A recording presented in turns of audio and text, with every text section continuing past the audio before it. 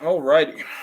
Hopefully the signal is good because I am in my garage. It says it's good, so we'll see if it stays that way. So we got Nate in the house.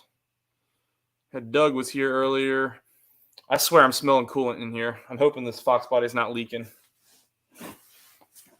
Oh my god. Smelling coolant. Oh, we already got 5 people in here. So we're gonna wait a few minutes before we bring in our guest. See if we can get a few people in here, and then we'll kick this thing off. This is the first Boss 302 builds live stream. We talked about I talked about doing this about a month ago, and we got one of my long-term subscribers. He's here, and he's going to talk about his build, and he's actually helped my build. In fact, he reached out to me to let me know he had 2 sets of axle backs. He had some AWE and some Roush, and I bought the Roush. I should have bought the AWE or both. I should have bought both and sold one. I don't know. He did offer me both, and I just kind of failed to. I didn't have the money, so I didn't pull the trigger on that. But I should have done that, and then I could have kept the AWE. I do regret not having those. They were definitely they're very well manufactured, but Roush is a popular option, and I do like the way they sound. So. But soon enough, we'll do the Flowmaster comparison to the Roush. The Boss has not been out of the garage since the last live stream because there's an RV blocking it. So once I get that RV out of here, it should move later this week, and I should be able to take the Boss out this weekend. But we've had rain all week, so I haven't driven the Boss at all. But we got all right. What's up, Pinks? We got another thing to talk about here, too. I've got to do a video coming up on I've got a few people who I'm recognizing they've really gone above and beyond and out of their way for the channel. I don't do well accepting gifts. I really am not. I've never been that way. I've always felt like you got to earn what you get, right? So I've had some people not just gifts of like products and things, but like time. Like people have come and helped me out, and they definitely need to be recognized. And so we got a bunch of people that I need to add to the Fox Body Trunk of Fame. So that's coming up. Let's wait a few more minutes, and we're gonna kick this off. We do have our guest. He's waiting in the basement. I guess I can bring you up. Let's just bring you up. Why not? We don't have to kick this off. You don't have to sit down there. That's kind of weird. That's funny. It was a good joke. Thanks for having me. Yeah. Everybody, this is Kiril. He's a pretty long-term subscriber, I think. I don't know how long you've been on here, but you've been talking to me for quite a while. Been a few years at least. Yeah, and as at least yeah, because the Roush, I installed the Roush exactly a year ago, I think. So I mean, it was at least over a year, and I think I've talked to you a few times before that, just on Instagram and stuff like that. But yeah, dude, I do regret not getting those AWE from you. After all, I really wish I had done that. Yeah, they're it's a good system. Yeah. You can hear me, right? Yep, I can hear you. That means everybody else can hear you. Okay, and then the chat, the private chat comments. Okay, I can see the comments too. I just can't type in it. You can if you open the stream on YouTube, but you just got to mute it. I see. Okay. Well, for now we're good. Yep. I'll see. I'll be able to answer your questions, hopefully, if there are any. Yeah, we got Stupid Fast Truck in the house, Fat Boy Fox, Nate.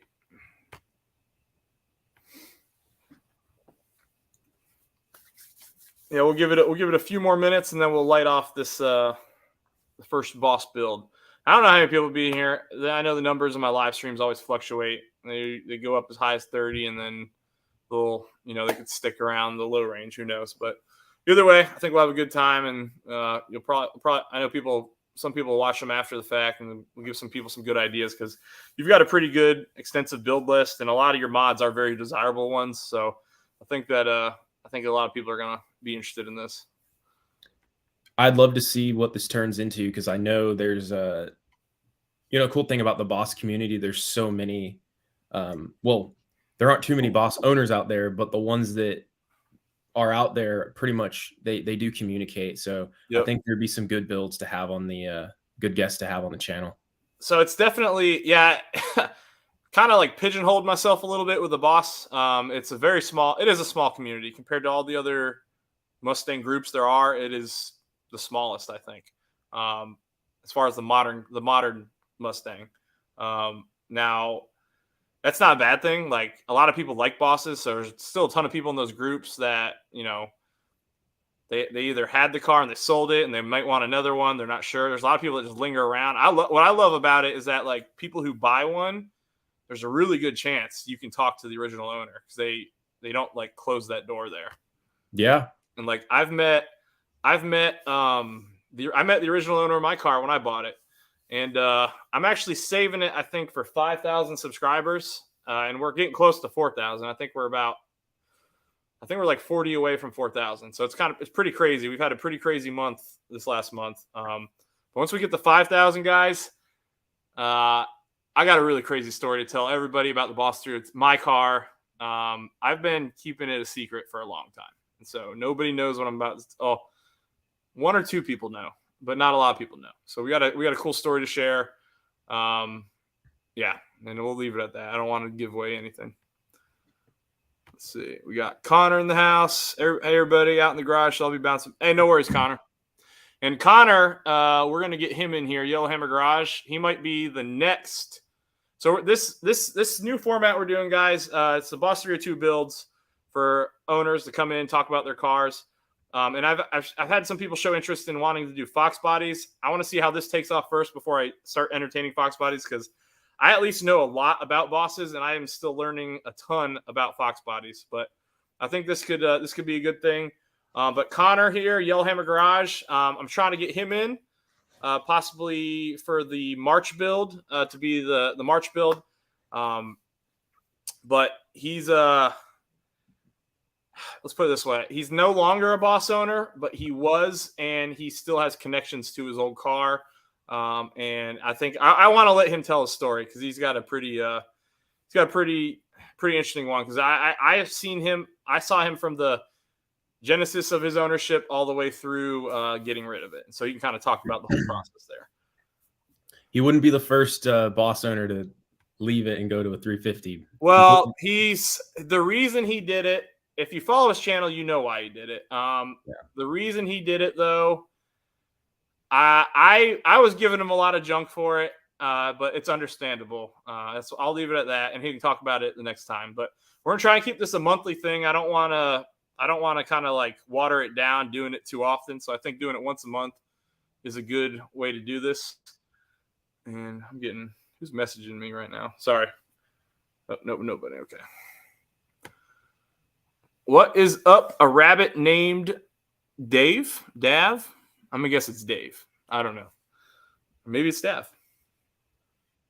What's up? I've never seen you in here. Welcome to the live stream, sir. If you haven't already, guys, click the like button, click subscribe, and we're going to kick this thing off here. Let's give it about 2 more minutes, and we'll start rolling.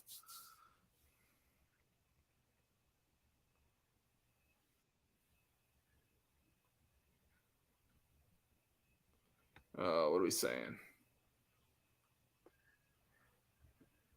Oh, I am getting behind on the stream already. All right, here we go. It's Dave. It is Dave. Okay. Oh, Dave. Is this Dave Wendorf? Is that you, Dave? This might be. This might be. I think I know who this is.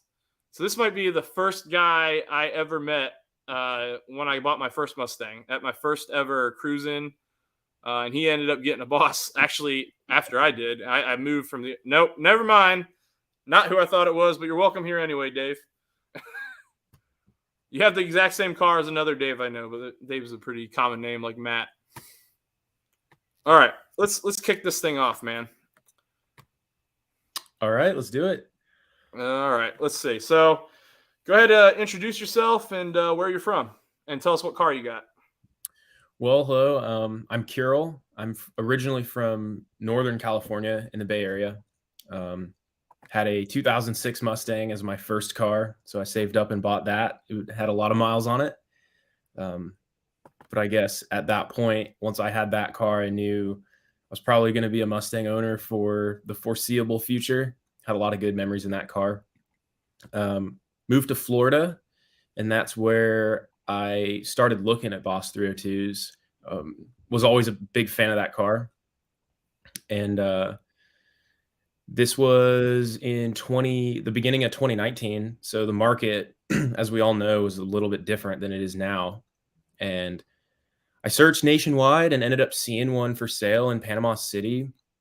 The listing actually had no photos of it yet. Turned out the dealership had just got it in as a trade-in, and it was still at the Ford dealership for an inspection, I think. So I called them up, and they sent me some photos of it, and it was 4 hours away from where I was living at the time. So I decided to go out there and look at it because it looked to be in good condition. And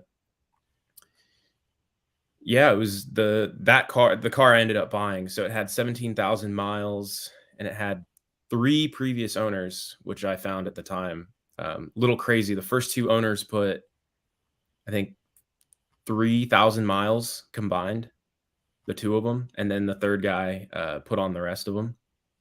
And then, so how many are you at right now? Say again? How many miles are you at right now? Ooh, I'm at 50 now, 50,000. Still lower than me. I'm at 66. I drove the car. Well, when I bought it, it was pretty much close to stock, which is what I was looking for. I was looking for a 13, and I wanted it to be low mileage and close to stock. And it had, it had everything I really wanted. It had a Roush axleback on it, and then a Barton short throw, and then everything else was bone stock. So is it a base Boss, or is it the limited slip and Recaro package? So it is the limited slip and the Recaro package. The school bus yellow ones I believe you can only get the school bus yellow with the Recaros. I don't think the base Boss was an option for that color. Okay, I didn't know that. I could be mistaken, but I've never seen a school bus yellow without Recaros in it. And at first, it wasn't my favorite color. I think that's the hardest part about buying a Boss 302 is that the colors are so, I guess, extreme. Like there's no mellow colors unless you can find a Laguna Seca in black, or maybe the white one, I guess. But you have grabber blue, gotta have it green, school bus yellow, race red. Even the black Laguna, 2012 Laguna, even that's like super aggressive looking. And if you put rims on the 13, it becomes really aggressive looking too. Yep. So I guess I wasn't very excited about owning a bright yellow car, but when I went and saw it in person, I immediately understood. I was, that paint looks really good. I don't think the photos do it justice. But it's the exact color of the school bus, which I think is pretty cool. It's not as bright as like a Lambo yellow. Anyway, I guess, do you want me to start with the mods at the time, or? Hold on one sec. So I'm going to have to ask you this. So guys who are commenting, once I'm sharing my screen, because I don't have 2 monitors, I can't see the comments. So I'll be pulling up videos. Kiril, if you need to interrupt me and tell me somebody's asking a question, please feel free to. Oh, I got you. Okay. And then, but I'm going to do that. We'll go through a few more questions, and then we'll start. We'll thumb through. So the way this is going to work in the future, guys, for all the other boss owners who want to do this, I'm going to get people you're going to send me pictures, videos, anything you want to share. So anything you want, like however cool you want it to be, it's going to be based on, the conversation and what you guys send me. So you said, is this your first Mustang? This is my second. What'd you have first? I had an 06 GT Premium. How modded did you have that, and how long did you have it? It didn't have much done to it. I think I had a Roush axleback on that, and then a Bama tune. I was in high school when I bought it, so I didn't have much money. But I did, it was those 2 things. I think that was it. And maybe I put a stereo in it. So pretty much nothing. Well, Downhill, you're welcome to be here, man. This is just a new thing I'm trying out. And Sublime, no, I do not have a YouTube channel. but I do have an Instagram, which is kind of where I post everything, all the progress on the build, and maybe start doing some reels or videos sometime soon. I'm not sure And if I'm going to start YouTube. if you're go ahead, if you're in the YouTube chat on another window or whatever, if you pulled up on your phone, I don't know how you're doing it, but you can go ahead and send in or give them your Instagram handle so that way everybody can find you if they're interested. All right, yeah. Let me pull up the stream on the other chat. I'll mute, I'm gonna go ahead and pull up. it. There we go. I'm gonna go ahead and pull up the everything else that we're gonna share. And all right, so he sent me a whole bunch of stuff. Let's go ahead and share a video first so everybody can get an idea of what he's got. Let's see if I can find the right one though.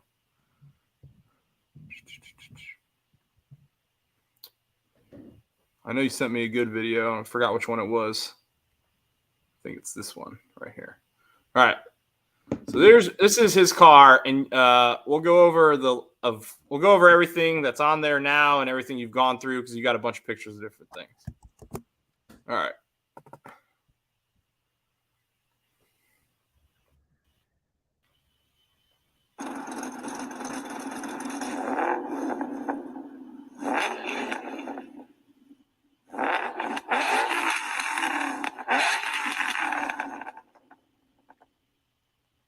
We'll play it one more time. One more time.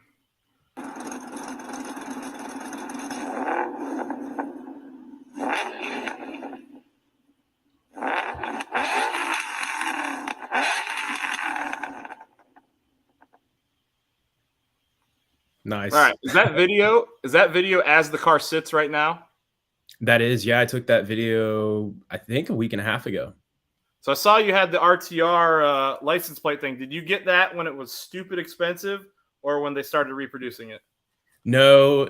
So I bought the I bought the RTR deck lid and then the surround a few months ago, right? I think in October. So it was after they started making it again. Okay. I still think what's up? Can you see the picture? I can see it. Yep. Okay. All right. Go ahead. Keep going. I still think 250 for a piece of plastic's a little excessive, but well, there's people paying 600 for it, man. It was crazy for a while. Then RTR finally said we're going to reproduce it. It's a good piece. You have to cut a little bit, which isn't too bad if you have a Dremel, but I think it's worth it once you install it. It looks pretty good. All right, so we're looking at you got a carbon drive shaft. What brand is this? So this is a mod worth talking about for sure. So I bought this. This was one of the first. I'd say one of the first. This was the first big purchase for the car. This is a drive shaft shop. So DSS carbon one piece. So I did a fair amount of research. I wanted to run a one piece because I didn't like how much the two piece, it made a lot of noise, especially taking it out of gear. Kind of has the notorious clunk. Wasn't a fan of that. I wasn't a fan of the, it just felt sloppy. It wasn't very good. So I decided, a one piece drive shaft is probably going to be the answer to that problem. So the question is whether to go with an aluminum one or the carbon one. So the aluminum one's great, and that's what most people go with. But the reason why I went with the carbon one was for a few reasons. The first one, I didn't want to run a safety loop. Now, I don't go to the drag strip, and I believe it's required if you have a one piece. I may be mistaken. But I know that having the safety loop for me, I didn't want to have it interfere with anything else I wanted to do with the car, like a MGW shifter, which I at this point didn't have yet. And then the carbon fiber one has so many advantages. It flexes a little bit. So you get instant, like the drivetrain on this car now after installing this, the power, like it's very responsive, but not harsh. And that's very hard to have those two things. And I think the carbon drive shaft is what gives it that characteristic. And as you know, having the red key that when you're off throttle, you have that engine braking that's almost instantaneous. Yeah. And so, and also the red key provides that really good throttle response. Having the carbon drive shaft improves it just improves how the car feels, as well as it makes little to no noise. Even at high speeds, you can tell there's no noise from the tunnel at all compared to the two piece, and it's a lot lighter. I believe the one piece when I weighed it was, I think, around 40 pounds, and then this carbon one I think is around, it's like maybe 15 to 17 pounds. So, Wow. and rotational weight matters. Yeah, it does. So Did you add this with any power mods, or did you add this by itself? no. So I would say the one thing about my build that, well, I guess now it's not, it doesn't matter now because I have the power mods, but at the time, I think most Mustang owners or car owners usually go about, doing the appearance stuff or the power stuff, or the suspension stuff. I wanted to tackle the drivetrain Yep. for this car because I think that's where it really lacks. So I started with the drive shaft, then I went with the shifter, and then I went with the clutch. Oh, hold on. All right, so we got a question from Dave. Is it a pain in I just got my, so by the way, I got the chat open on my phone now. Okay. Is it a pain in the butt to get the pinion angle set with the new drive shaft? I think it is. If you're lowered, you might have to adjust some things, but if you're stock, I think it's just bolt straight in, but I might be wrong. So going back a few months, I put, before I did the drive shaft, I did the Ford K springs, which are the like Boss 302 specific springs that are made for those struts that lowers the rear end just a little bit to fix the wheel gap. Okay. And when you install those, I didn't need to get an alignment. I went to try to get one and they said everything was good. Huh.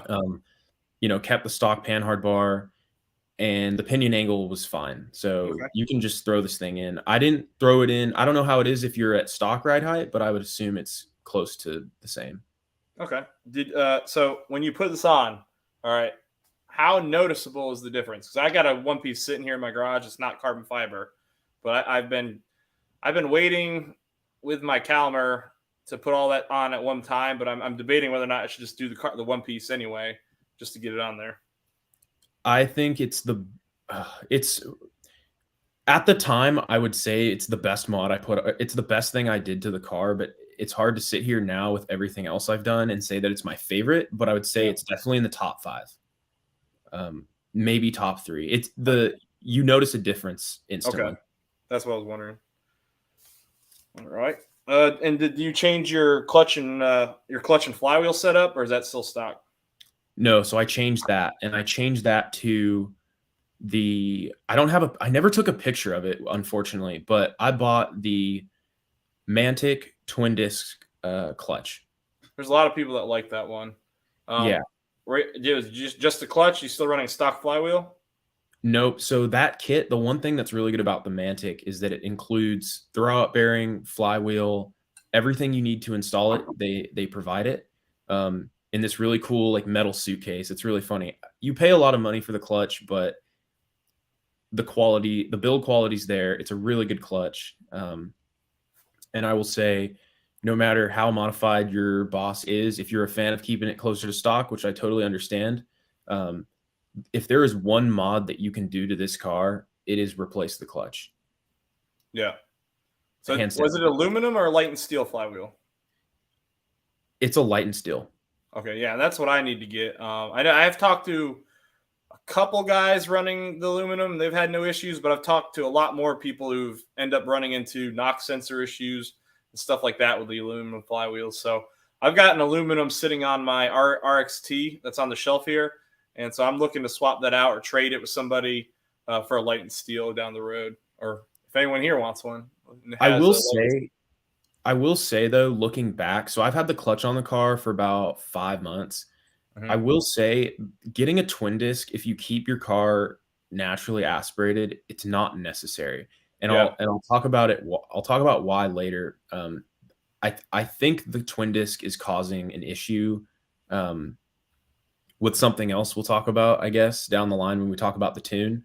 But if I were to do it over and I am planning to keep the car NA, I would go with maybe a center force or a spec, I believe stage 1 clutch. I think that's what Sean went with.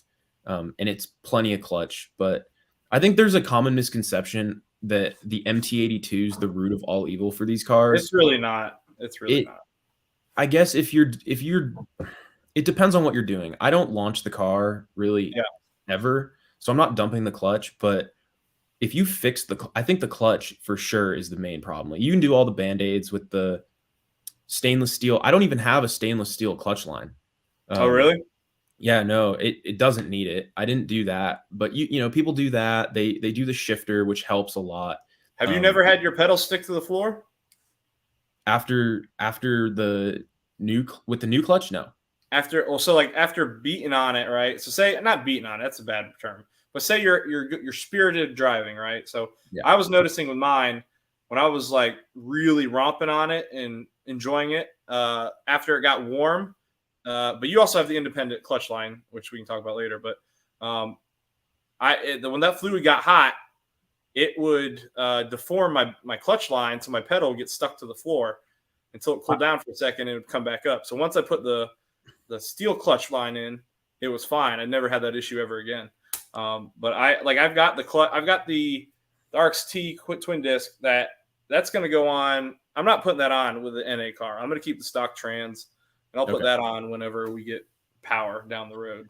I think the pedal stuck on me one time, but I always had high RPM lockout. I always had like the clutch would get real. There would be a lot of resistance up top due to, I think, the clutch pressure, and that bothered me so much. At a certain point I considered moving off of the car because I had to think about it. Like at the time I was thinking about how much money do I need to throw into this thing to make it perform the way that it should from factory. Were you getting locked out with the Barton? Because I've heard people get locked out with the Barton, but I've heard everybody who's had MGWs had good luck. Yeah. I got locked out with both, honestly. I think it was significantly improved with the MGW trans-mounted one. Oh, but with the regular Barton, like stage 1 or first gen Barton, sorry, the one that was in the car when I bought it. Yeah, I got locked out all the time. I think again, to anyone out there thinking about doing anything to this car, you have to just address the clutch, and everything else will kind of fall into place. Whether you're going to boost the car or you're going to make it a autocross or road racing machine, just do the clutch, and your whole world kind of opens up to see the whole potential of what this car can do. Let me address the chat real quick because I finally have it open. So, hey, what's up, Nate? Nate Marcy's in the house. Bama, Sublime, and Mark. What's going on, Mark? Wasted Talent. How's it going? And Bossman hopped in. All right, cool. All right. So what am I looking at here? Did you change your K member to tubular? No. Okay. What project is this? So this is doing the American Racing 1 7/8 long tube headers in my garage. Dang, so, you dropped the whole K member. Yep. So I watched a video on YouTube. I forgot who it is. He has an orange one. It's one of the first videos that pops up if you look up long tube header install for Boss 302. And he was one of the only guys that just dropped the K member. And it made the install really, really easy. Yeah. All right, let's see. We watched this video. We'll give it one more click. I think in the next one is the couple of your the other 2 exhaust videos you sent me. Yeah. Oh, I gotta unmute this thing. All right.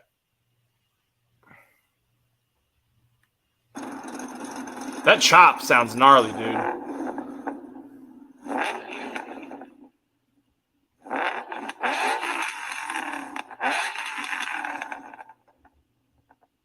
I know that camera's not doing that thing justice.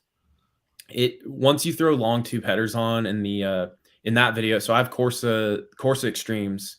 Yeah, you can't really. It's hard to get it on a camera. It doesn't. It's just too loud. But it's not. Stupid Fast says HPR always drops the K member when he installs headers. Well, that's good to know. Probably, maybe that might have made my Fox body install a lot easier.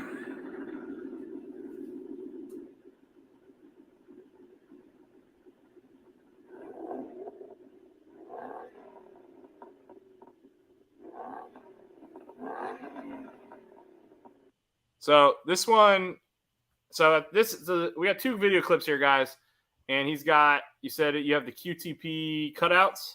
Yep. So I have the cutouts. This video just showed me closing the valves and then everything going, all the flow going to stock GT500 mufflers. So that was before you put the courses on. Yes, this was before the headers and all that. Okay. That still sounds good. I do like that sound. And then, oh shoot, I gotta close out of it. It's not gonna let me go next. Oh, there we go.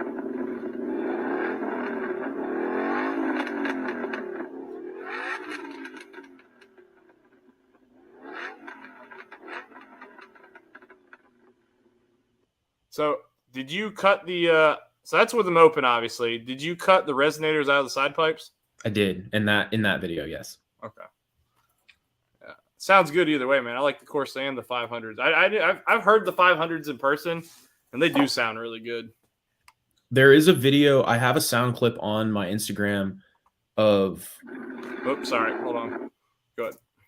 I have a video clip on my Instagram account that has the long tubes with the GT500 mufflers, and then also I switched those out and went with the Corsa Extremes. And Corsa is your favorite so far? Yes, and that's funny you show that picture because I've ran a lot of different systems on this car, and Corsas. I would say if AWE made a quad tip version or a GT500 axleback, I would probably run with that just because I'm a big fan of the company and the build quality is excellent. I really like the design here where you see the hangers. The hangers on the AWE face the other direction, and they're the only mufflers that do that. All the other ones face towards the exhaust tip. So it makes, when they face the other way, it makes the install super easy, which I really liked. Huh. Okay. That makes sense. But the Corsas, you get what you pay for. The craziest thing about it is even with so I have a long tube head. I have 1 7/8 long tubes into catless X pipe with the stock over axles. So I have those resonators, and then Corsa Extremes, and there's 0 drone on the car. There's no drone with the Extremes? Absolutely none. Huh. I had more drone with the side pipes, with my stock manifold, stock cats. With the side pipes caused more drone than. Oh yeah, side pipes cause lots of drone, that's for sure. Yeah. So Brad says I should buy Corsas to compare them to the Roush and Flowmaster. Oh man, no, yeah. If only I had pockets like that. So everybody, this Roush right here that you see in this picture, that's this exact Roush is on my car right now. I purchased these from Kiril to run them for a bit. And like I said earlier, we're going to compare them to the Flowmaster Outlaws that Broke Brad sent us and do a nice little comparison video since they're pretty popular options. But my biggest regret is not buying this AWE set right here. I really wish I had pulled that trigger. One more thing on the exhaust. I do have, so with the American Racing headers, they offer an X pipe with the side exits. I decided to not go that route, and I just went with the regular X pipe into the GT500 or the Corsas now. I realized that it was really one of the hardest decisions to make because as most know, those headers, American Racing headers, are pretty expensive. Oh yeah. Build quality was incredible though. The install was fairly straightforward, and I give credit to American Racing because of the fit and finish was just that good, especially around the steering column. But I have my QuickTime performance cutouts, and I'm going to be selling those. So if anyone is interested, I'll be selling them for pretty cheap because they are used. There you go. Yeah, hit him up on Instagram. He'll drop his name in the chat or his handle in the chat, or hit him on Facebook. A rabbit named Dave. Dave says, am I the only one with Borla? No, I know there's actually a lot of bosses that have Borlas, and I've had Borlas suggested to me as well. Yeah, Borla attacks are pretty gnarly too. I've heard a couple people that have gone to the like Corsa Extremes, and then I don't know if it's like with age or whatever, but like they've over time they're like, you know what, I wanted something a little bit quieter, but crisper, and so they've gone from the extremes to the sports. But what they'll do is they'll delete their cats, and so they'll increase volume that way, but they'll reduce a little bit of the rasp that the extremes can have. But I think the extremes sound good. I think the sports sound good. I think they're both high quality exhausts. That's why they cost so much. It would be cool. Have you seen the Borla? So Shelby American has an axle back for the Super Snakes. It's just the oval. It's the oval tip, kind of like those Roushes with the rectangular. And I think they're made by Borla. I think they are. Because I did a short video on I did a video on one of the Super Snakes that was here locally, and I'm pretty sure they had Borla on there. I would love to run that setup one day. Yeah. So what am I looking at here? All right. So that is your clutch pedal, or at least the top of it, of the assembly. And that little black piece is a tiny aluminum connector that connects the pedal to the clutch master cylinder thing. I don't exactly remember the name of it, but that's a better picture. So the picture on the little thing on the left. So on all the 5 to 14 cars, they have this little plastic piece that connects that assembly. The only reason why I found out about it was when I had my first car, my 06, that piece actually broke while I was driving the car, and I thought the clutch went out. Turns out it was a $10 fix. There's this guy on eBay that makes aluminum ones, and when I installed it, I realized that my clutch pedal had so much, really good feel, because that little plastic piece, believe it or not, flexes quite a bit, and you'll only be able to tell the difference if you change it to an aluminum one. And when this happened, I actually owned both cars. So this was when I bought the Boss, and then I was trying to sell my 06. And when I was trying to sell it, that happened. So I bought two pieces because I liked it so much. I was going to throw another one in the Boss, even though the one on the Boss was fine. Was it the same piece exactly for the Boss and the 06? Yep. So all 05 to 14 cars have that piece. Okay, cool. Hey, what's up, TK? Yeah, so you said you bought that off eBay? Yeah, it's a little. Yeah, this guy on eBay makes them, and there's a little. If you use a little out, it sits on there. You use a little Allen wrench to tighten it. It'll never break again, and it makes your clutch engagement. Like right now, so I'm running the Mantic twin disc. I do not have my clutch spring at all, so I took that whole assembly out, and then I'm running that aluminum piece, and the engagement point is very defined. Or much more defined than it was. It felt kind of spongy before. Gotcha. Let's see. Alrighty, that's a good picture.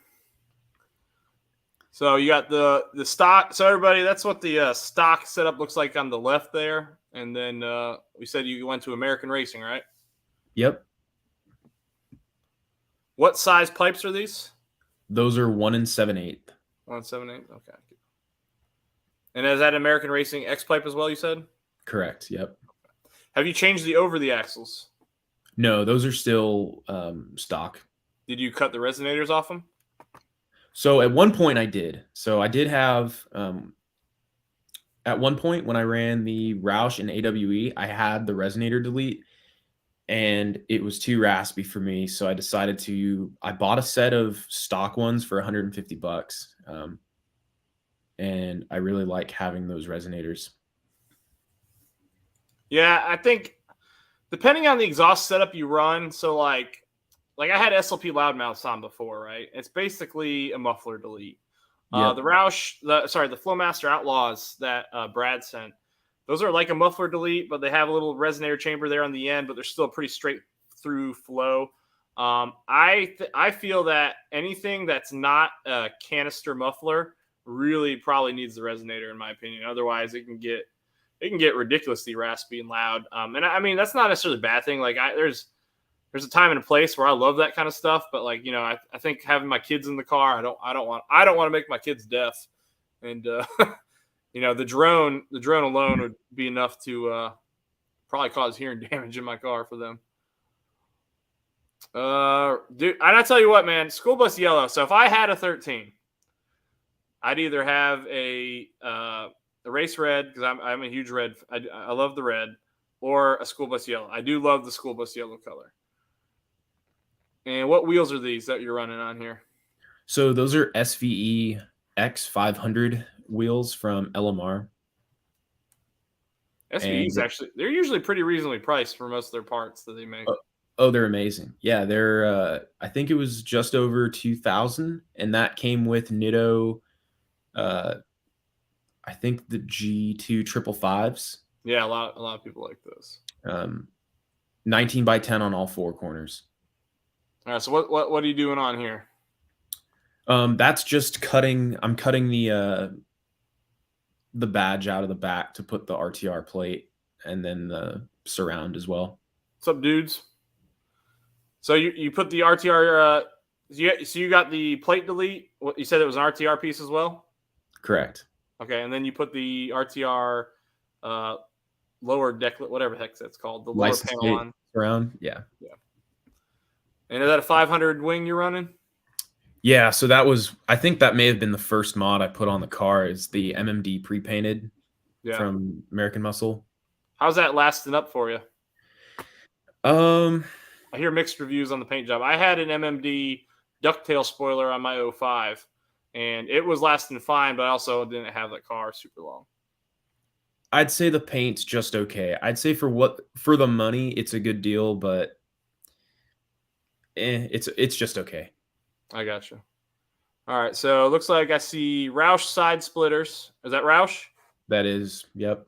And what front what chin spoiler are you running? Or chin? Yeah, what chin splitter are you running? So I'm running the Laguna Seca front splitter. I can't find one. I've been looking, man. So here's the only way to do it. As of now in 2023, the best way to do it.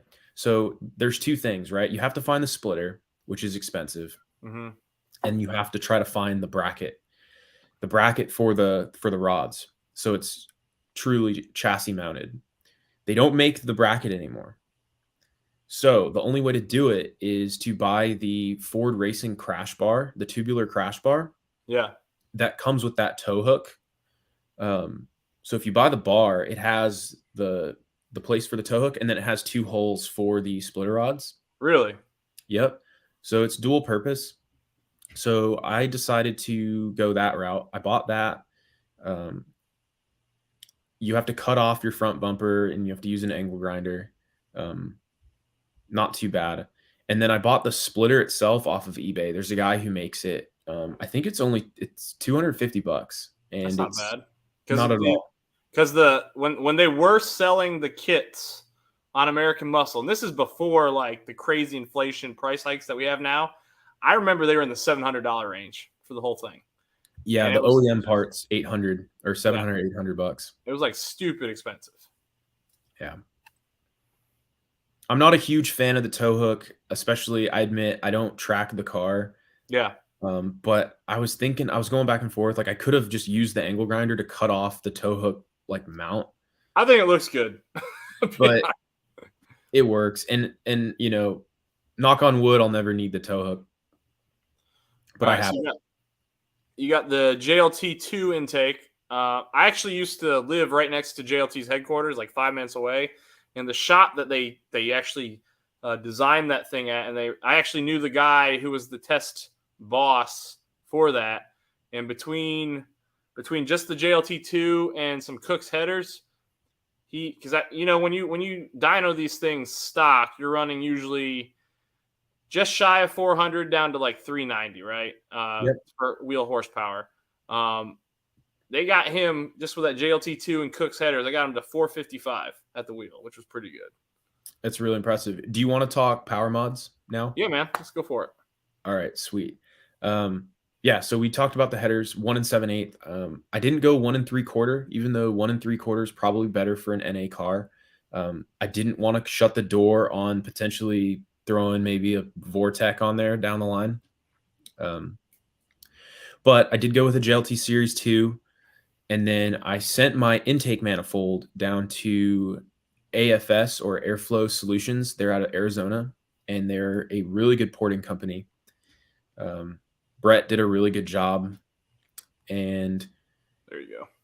yeah, so there's some pictures of his work there. So they port the runners, and then they port the inlet as well. So that's a good picture because it shows an imperfection in one of the runners. There's like that crease there on the right. Yeah. So that gets all removed. That was stock, huh? Yeah, that was stock. And then, Yeah. Trying to get the other picture I know you got. oh yeah, there it is. That's stock. And then that's it ported. Yeah. So that was a really cool. You lose a little bit of low end, I think. Yeah. But you get it all back in the top end. Did you run it on the track or on a dyno before and after? No. The only reason for that is because there's plenty of people out there who have dynoed a stock Boss 302. I wasn't really too interested to see what the car was. I had like you said, ballpark 390 to 400. Yeah. So yeah, ported manifold, JLT Series 2. I also got a heat shield thing that you stick onto the underside of the manifold. Helps keeps the temperatures down. And then I believe that's it. Yeah, stupid fast. I think the well, my axle backs don't help out, but like the volume controlled exhaust, they are definitely pretty neat. Especially when I tested out the 350 exhaust at the dealership, hearing it go from quiet to track mode was pretty impressive. All right, sorry, go ahead, Kiril. Yeah, so that's it. Just the and then we used one of these guys. This is from HP Tuners. This is their new HP VI3 interface. Tuning the Boss 302 is kind of because there's not too many people that end up doing it. It's pretty difficult to find a lot of information on it. Yep. And then on top of that, the discontinuation of the N-Gauge tuner, which was kind of the answer to being able to retain the track key function, right? Because every Boss owner loves having the red key. Yep. I think. So the answer to that nowadays is if you can get an HPVI 2 or 3, you can tune with the HP software, and that can HP has the license for the Ford track key. And I worked with Nick up at Mopac Racing up in British Columbia. It's also where Sean got his stuff tuned. And the car made 467 to the wheel. Wow. His car or your car? My car. That's what my car made. That's really good. But he does really good work up there. Yeah. And that's another shot from outside. So what's going on here? That's when I took the manifold off. Yeah, I guess that's nothing much. Just a picture of the heads. Gotcha. Okay. You still got the stock throttle body? Yeah, so I didn't upgrade to an 85. Okay. And that's the carbon. Carbon coming in. All right, interior mods here. Here you go. I like this a lot. So if you don't know, if you guys have never been in a Boss 302, they're the most, cut car you can drive. Like there's no frills to it at all. The 13's got the track apps, which is a bonus. But if you have a 2012, it is like truly one of the last raw muscle cars. And even the 13 is. So adding a little bit of technology that looks stock, I really like that a lot. So what brand is this? So this is the Dynavan N7 Pro. They've just came out with the 8 series, I think, a couple months ago. But this has Apple CarPlay, Android, whatever that software is. I'm not too familiar with it, but it has everything you'd want to use or have in a car. So I dailied the car for 3 years. So I bought this for it and threw in some JL audio, like mid-range speakers, just to make it a little bit better. Yeah, because we don't have they took the door woofers out of our cars, so there's Yeah. no frills to it. Is this, how long has this been in there? I've had it for over, I believe, a year and a half. And you've had no issues? No, it's good. If you do the software update, which takes, I don't know, 20 minutes out of your day whenever you need to do it, which isn't, I've only had to do it one time. It works really well. So Boss Man says he wants a link to that. And then Stupid Fast Truck was asking, so you ported intake, headers, and tune. Is that all you did for those for the 467? Yep. Yeah, dang, that is good. And you got the cold air intake too. Yeah. A lot of it comes down to your tuner, and if you can do it on a dyno and with a guy who knows what he's doing, and you take your time. The whole process took about 4 hours. Yeah. Yeah, you'll get a good number. It's really the biggest difference with the tune is how much more linear the power band is. Like it just doesn't fall off. Well, that's the moniker for the Boss in general. So one thing about Boss 302s, straight from the factory, you look at the GTs, and they're making peak power about 65 to 6,800 RPM. And then the Boss, it makes its peak power at 75 on every power curve I've ever seen for it. And no, I'm not on E85. Yeah, that's really good power numbers. Where'd you get this decal? So a friend of mine who lives down in Seattle, he's got I like that. He has a Grabber Blue Boss 302 with a Vortex setup on it, making a whole lot of power. He got this, I think, off Etsy, and he had an extra one, and he hooked me up with it. And I don't know if we said where are you located again? I'm in the Seattle area. Yeah, so if you're in the Seattle area, guys, I don't know how many people here in Washington, but let's see. Hey, what's up, MJI? He said, do you have a subwoofer in the back? No, so I wish I did. I wish they still made the JL Stealth Box. Yeah, I know. I really wanted to get my hands on that, but they've discontinued it. Let's see. All right, we talked about the porting. Let's see. Yeah, that's man. You got a clean looking car. I actually really do like those wheels. What are you running 10 or what are you running? 10 square, 11 square? So they're the 10 squared setup. They were out of stock of the 10 by 11.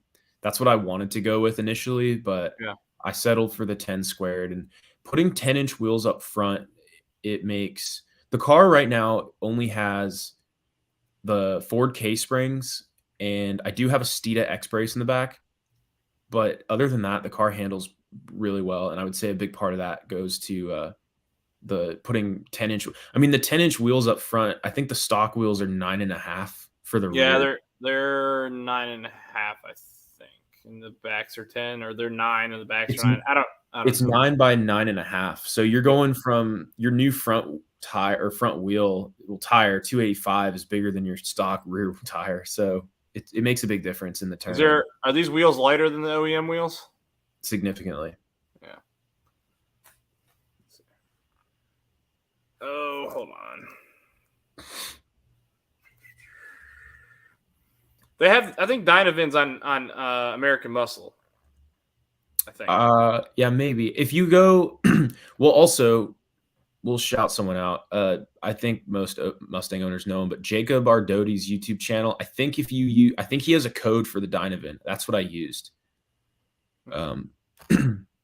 Yeah, I like that. I like that Laguna Seca, and I've always wanted a Laguna Seca. And the reason I never got one when I first got the car is because my driveway was too steep. I would have scraped in Virginia Beach. My driveway was stupid steep, and I just barely cleared every time I backed in, even with the angle.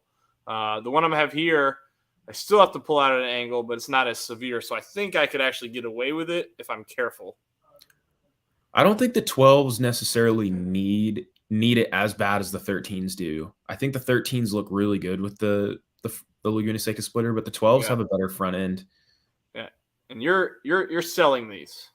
Correct. Yeah. So the way that I wired it is I attached it to a 12-volt power plug. So I had it going into my center console up through the shifter column. Okay.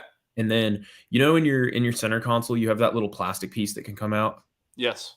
I drilled a little hole in there, and that's where I put the switch. So whoever wants to buy these, I have all the wiring and everything ready. All you would have to do is just drill that one hole for the switch, and you could power it via 12-volt cigarette lighter, basically. Yeah.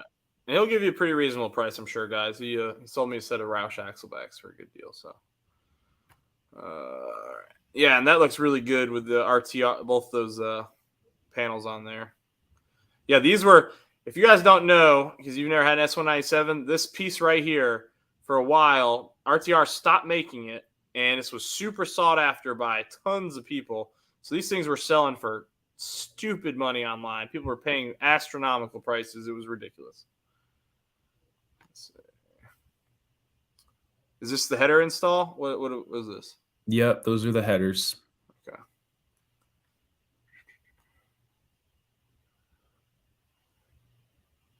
All right. Yeah, man, that's a clean car. Appreciate it. It's come a long way. Yeah. And there's the OEM wheel, so imagine that's a pretty old pick.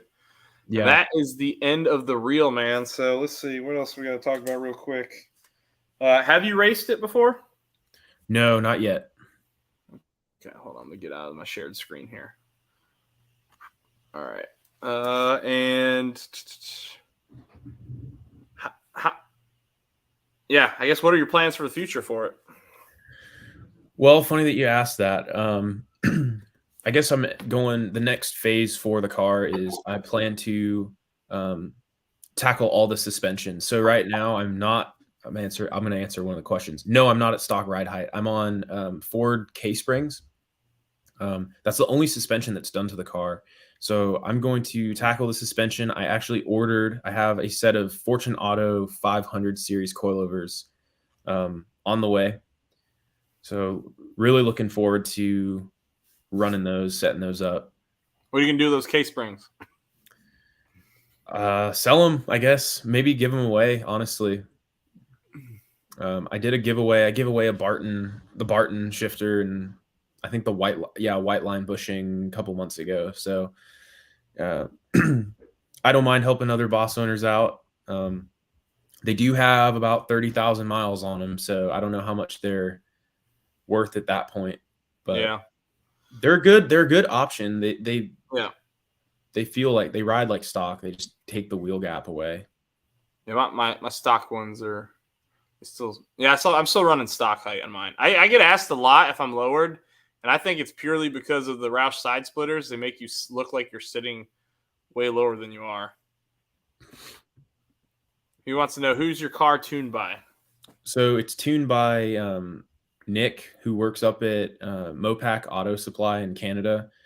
We use the HP software to tune it. So I have a tune. I still have my red key. I still have the silver key. So this guy, the guy he's talking about, there's another guy who used to do YouTube. He was the original boss YouTuber, we'll call him. His name's Sean. He's up in Canada, and he found a tuner who was able to tune his car with the track key. And there's not a lot of people that can do it. That's like he was saying earlier. That is one of the big hangups that a few boss owners have about tuning the car, is losing the track key functionality. It's probably one of the reasons I honestly haven't done it myself, because I think I'd rather enjoy that right now while I'm waiting to put power to the car. You can't replicate the track key functions such as the throttle response and the engine braking mainly. Yeah. From what I've heard. And the only thing you can replicate is a ghost cam, and those are not great. Like the one from Ford is safe, so I'd rather not put one. I have problems with that now, actually. Really? Yeah. So, I guess when I talked about the clutch earlier, saying if I were to do it differently, I would just go with a single disc, assuming I'm never going to boost the car. Yes, I have the red key function as well. Yeah. So I noticed when the low P idle is engaged, The car, I mean, it sounds epic. I had the video clip kind of shows with the headers. It sounds awesome. The problem is those two, because I have a twin disc, those two discs are just floating around in there, and they make a lot of noise, and it rattles a lot. And I think what's going on Just is at idle? just at idle, and what'll happen is the Lopi idle will actually turn itself off. Wow. So it'll go off, and it'll turn off and go back to the regular idle, even though the red key's in it and everything's up to temp. I don't have any misfires. The car's not throwing any DCTs. So I think what may be happening is all that vibration or the shaking is causing the flywheel. From what my tuners explained, the track key, the Lopi idle's running, the car's not running well at all for it to do that function. So I actually found out you can run the red key without the Lopi idle, even if you have a stock Boss 302. I read it on the track key document, and what you do is when you turn your car on, you hold the off button on your steering wheel for 5 seconds. I didn't know that. I just found out about that a few days ago. But ever since that manual for the track key has a lot of good little tidbits of knowledge in there. It comes in clutch. So I run the car mainly without the Lopi idle engaged, just so that it idles properly. But yeah, it runs fantastic. Yes, it's a twin disc. And then you got to ask, your tune retain engine braking. Yep. So all of the track key functions that you have on the stock key, I still have. And when you tune with HP, you're not writing two tunes for the two keys. You write one. You can pretty much think of it as one tune, but the red key just flips a couple switches that opens up a couple functions, essentially. So both keys make the same power, if that makes sense. That was what I was wondering, because I was having a hard time understanding, so they tune it. I know a lot of people tune the gray key, but how did they? I was curious how they were increasing the power numbers and still making the engine do everything it's supposed to do. That's what I was hung up on. So again, I'm to anyone in the chat, I am not a tuner, so I don't know anything, but I did go up and watch this process for 4 hours and ask a bunch of questions. You went into Canada? Yeah. So I went and took my car up there and hung out for the day. Yeah. So most of the functions, I know that they talk about the track key having like hundreds of functions or whatever, but when you look in the actual tune software, there's only a few. There's like when you look at the tables, right? You have like let's say you look at engine, right? And then you look at the idle table. You have the regular idle, and then it says track key idle. And there's just two tables for both of them. And there's a limited amount of things that you can actually change with the red key. It's really just like Lopi idle engaged or disengaged. You can't really change how the Lopi idle works. It's just a function, I guess. Octane. So that's not really how my tune went. I gassed up in Washington, we have 92. That's the best that we have. So I went up there with a tank of 92, and we tuned the car for that on the dyno. So I guess I would always try to put the best kind of gas that you have available. That's where you're going to get the most amount of power. But if I put 93 in the car, like if I were driving to, if I had 93, the car would run better. It'd be fine. It's not limited to a certain octane number. Yeah, I think you're right, Sublime. Sounds like Yep. You turn on or off. Yep. All right, man. Anything else you want to share? I'm out of questions, and I appreciate you hopping in here for sure. Well, I appreciate you for having me. I think this is going to be a good series moving forward. Yeah, I'm excited about it. This was definitely the first, and I'm learning how I want to do this a little bit, and it is whatever whoever the guest is, or whatever you guys share. That's kind of how we go about it, and it'll be as good as you can help me make it, or whoever comes on. So, But yeah, man, I appreciate you coming on. Keep chatting with you via Instagram. If you guys Yeah, are interested definitely. in QTP cutouts, what's your Instagram handle again? It's gonna be all right boss underscore 302. All right, boss underscore 302. Okay. Yeah. One So last thing, Matt. For Cortex suspension, I am looking at doing with the Fortunato. I'm gonna do. I'm looking at doing the Cortex Watts link how? and their lower control arms. Okay. So what does that? How does that affect? Does that affect alignment at all? Does that mess with it? Well, the way that I see it is I'm kind of rebuilding the whole suspension entirely anyway. Hmm. So yes, I mean throwing a Watts link in the car is definitely going to change a couple things, but most of my alignment's going to come from doing the coilovers. But I also plan on doing some sway bars at the same time. He said he heard the Lopi Idol's headphones. It's badass. Yeah, Corsas. I'll be honest. Like if you get Corsas and long tubes, and you got the track idle still, it really chops hard. Yeah, it actually shoots. It'll shoot a flame That's awesome. if you're going fast enough, I guess. Well, now Connor, you don't have to do that. You've got independent rear suspension officially. All right. Yeah, man. Anything else you want to share? I guess we pretty much covered it. Again, if anyone else has any questions about the tune or any of the mods that I've done, I'd be happy to help. Again, I'll put my Instagram in the chat once I hop out of here. Um, you know, the boss community is so good because everything that I've done to my car, it's either been inspired by another boss owner. Well, actually, 100% has been inspired by another boss owner. And a lot of the installations have been simplified Well, because of what I like about this idea that just having you guys on here is the fact that, like, first off, it's going to give me great ideas because the cars that I'm going to bring in here, most of them are going to be way more significantly modified than mine. Like mine has a lot of tasteful dress up stuff, and then yeah, I've got some, I've got some audio, exhaust mods, but like even my cold air intake, right? Like I got the one that everybody wants in the boss community, but I don't even have it tuned. Like I have the restrictor in there, so it's gonna be interesting hearing the power everybody's making and how they came to it, because that might give me some ideas on what I want to do in the future. if you do plan on going supercharged, make sure to do oil pump gears. That's all I'm gonna say. Don't, dude. I know that's for sure gonna happen.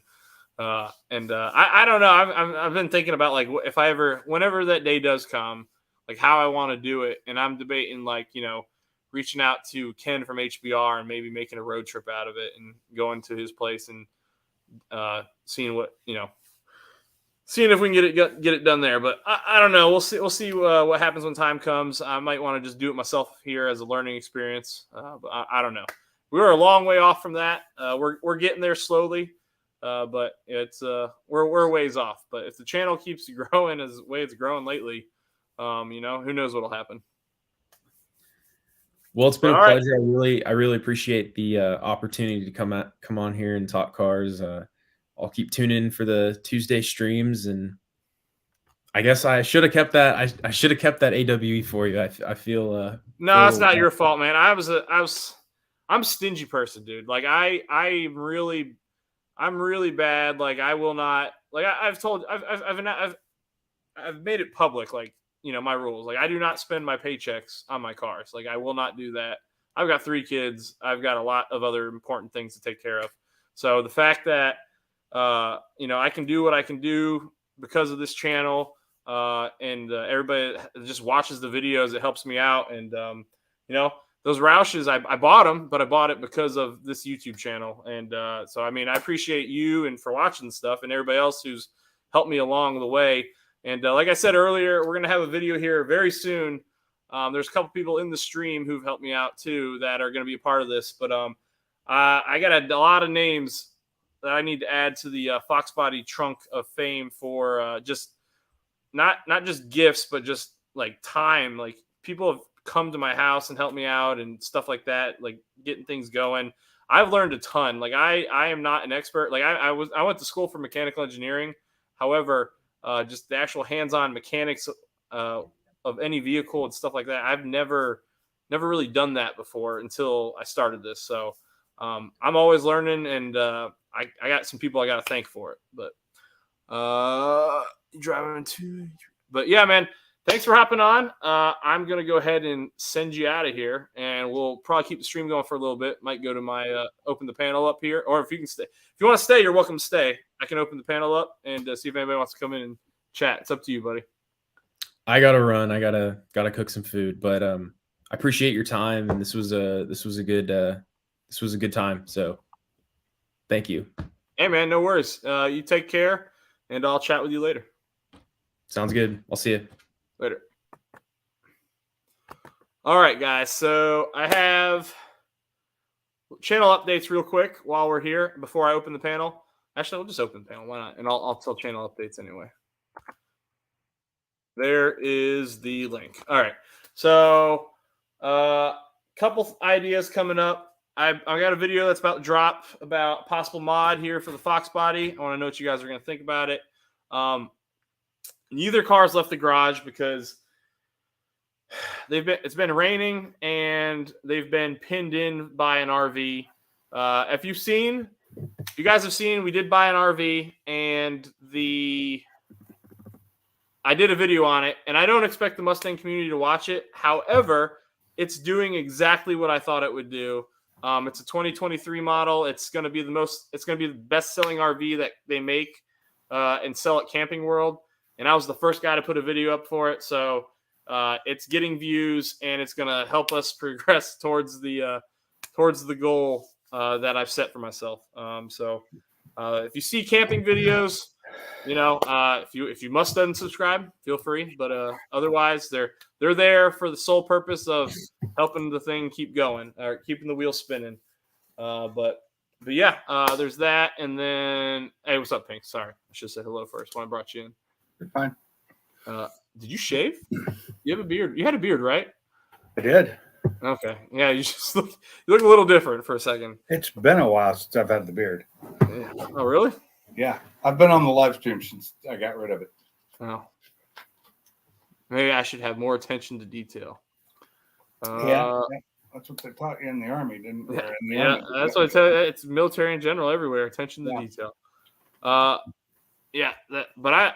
We really like the camper. We've booked our first trip here soon, so we're gonna take the boys out in it and give it its test run. Been ordering stuff left and right to make sure it's all set up and ready to go. But we're pretty excited. Like, it's not an expense we wanted at the time, but the time was right because the kids are the right age. So have you? How far are you going to your first trip to the mountains? Just an hour. Oh, okay, not quite to the mountains. No, we're not going too far.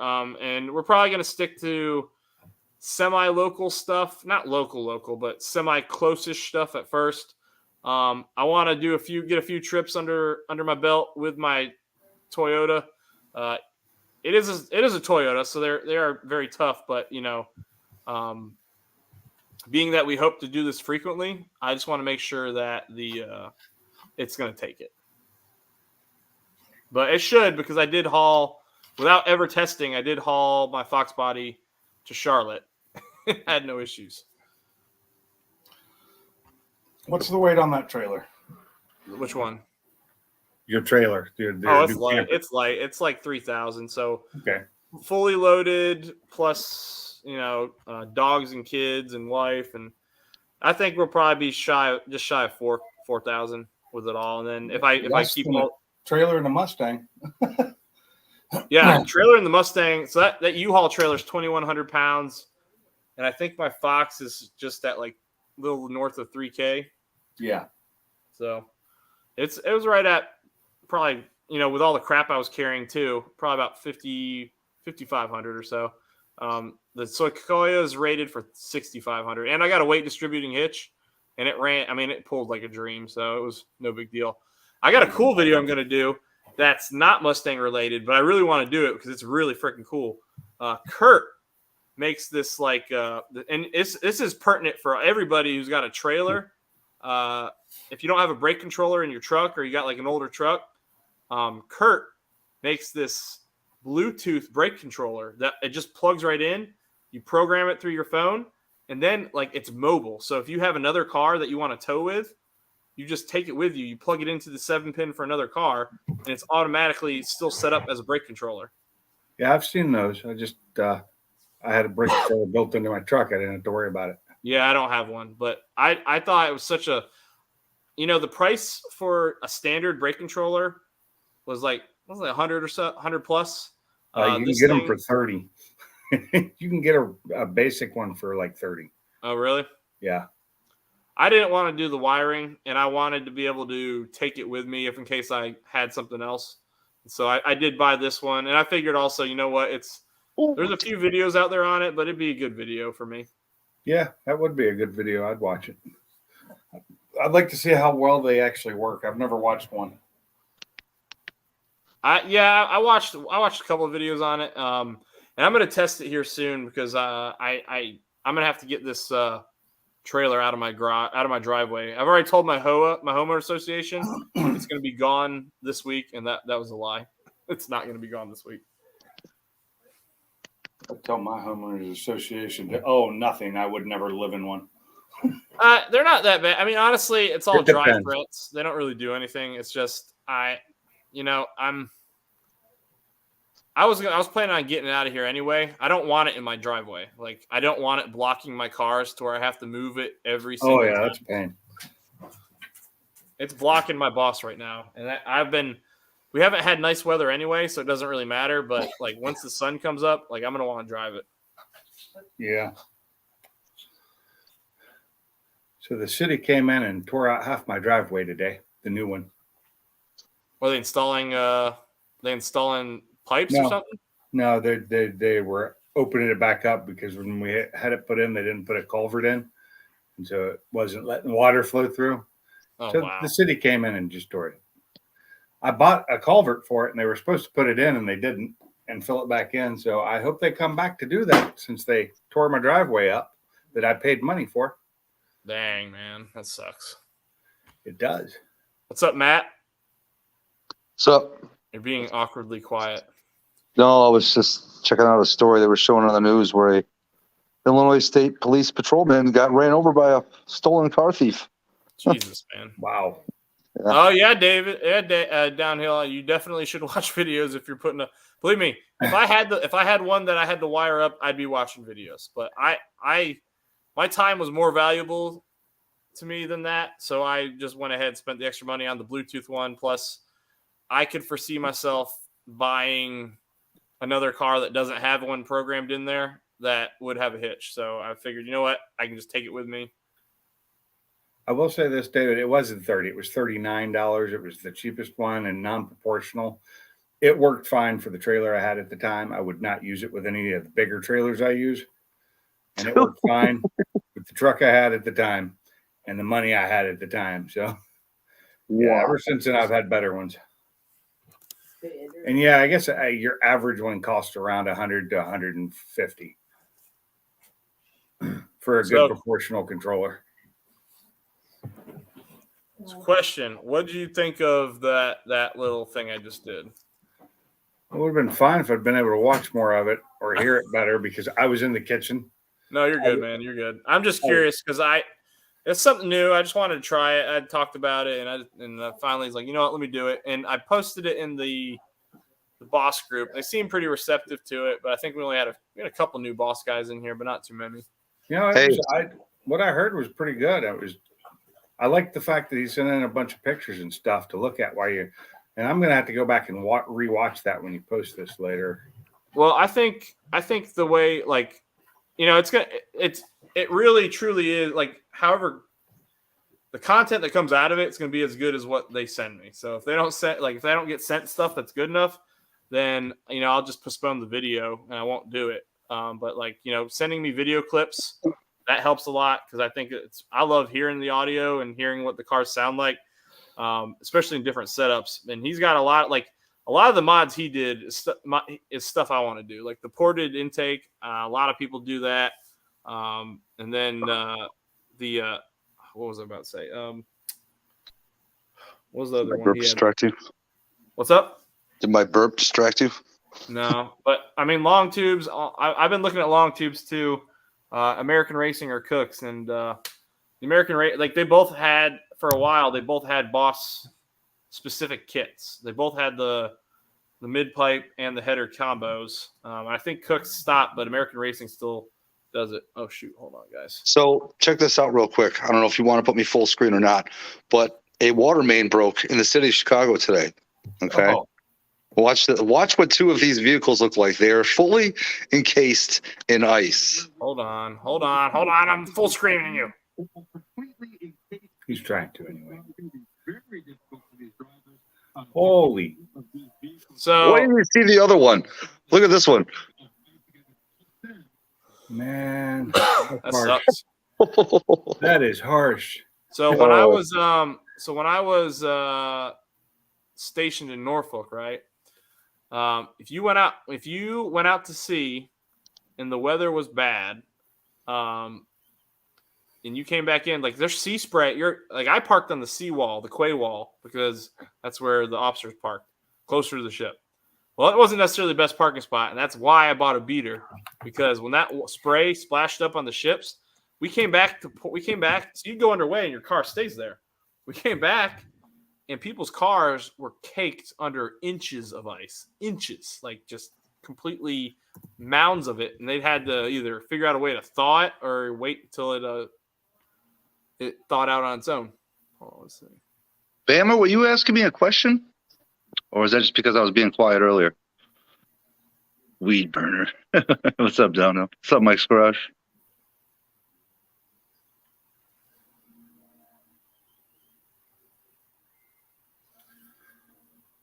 Yeah, see, ours don't check for cats. Ours just do a test through the OBD, looking for any signals being thrown to it.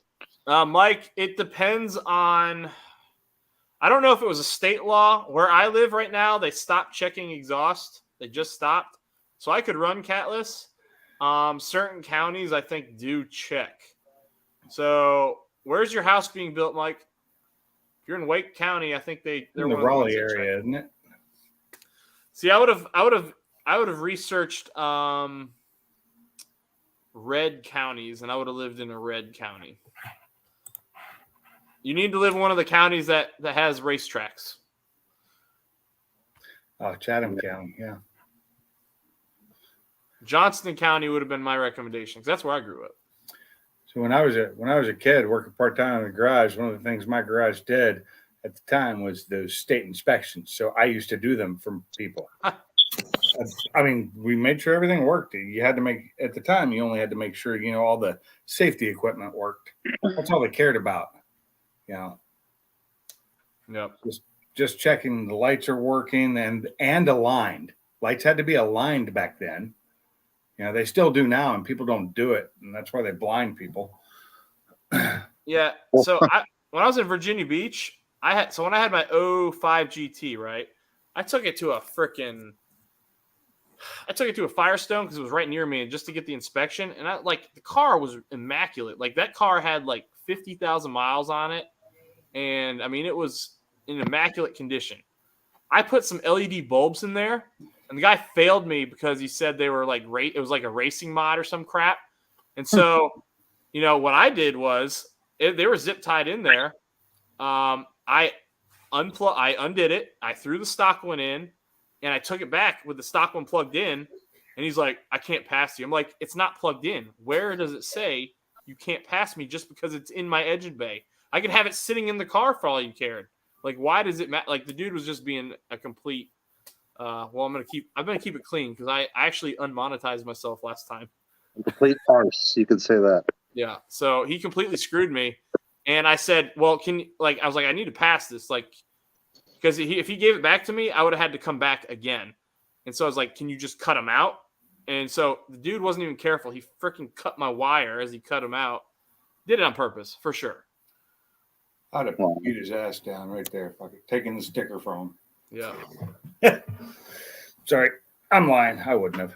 I used to do that, and people would get upset with me too when I'd fail their cars because they had broken tail lights, broken headlights, Well, the part horn was didn't work. I plugged the OEM one in. The OEM one was back in. Everything See, was you, stock. I would have passed you. That wouldn't have been a problem. That I wouldn't have cared about. But I had to tell people if they had headlights that didn't work or were broken, tail Yeah. lights that didn't work or were broken, turn signals had to work, horn had to work, windshield wipers had to work. It was basically your tires had to have good tread on them. So I had to do the tire check, the tread check. So you just check basically all that. And then you, in some instances, they'd make us check the brake pads to make sure they still had, on the newer cars that didn't just have drum brakes on them. They'd make us check the brake pads to make sure they had wear left on them. Something like Super fast. Do they have emissions in Indiana? If they don't, hopefully Illinois will be following suit because Michigan doesn't have them. If Indiana doesn't have them in Wisconsin, I don't know if they have them or not. Usually those four State states got follow rid of each them other. last year. So I got to check my Fox body real quick. I feel like I'm smelling coolant underneath it. Give me a second. All right. What were you saying, things? Washington State got rid of emissions, in 2021? Oh, God, I wish Illinois would do it, dude, so I could get catless headers. That would be so I couldn't nice. believe Washington You're State. never gonna. Illinois is never gonna get rid of it. Be real. I know. Damn state's bluer than my vault. Well, I ain't gonna say that. It was for me, Mike. It was visual.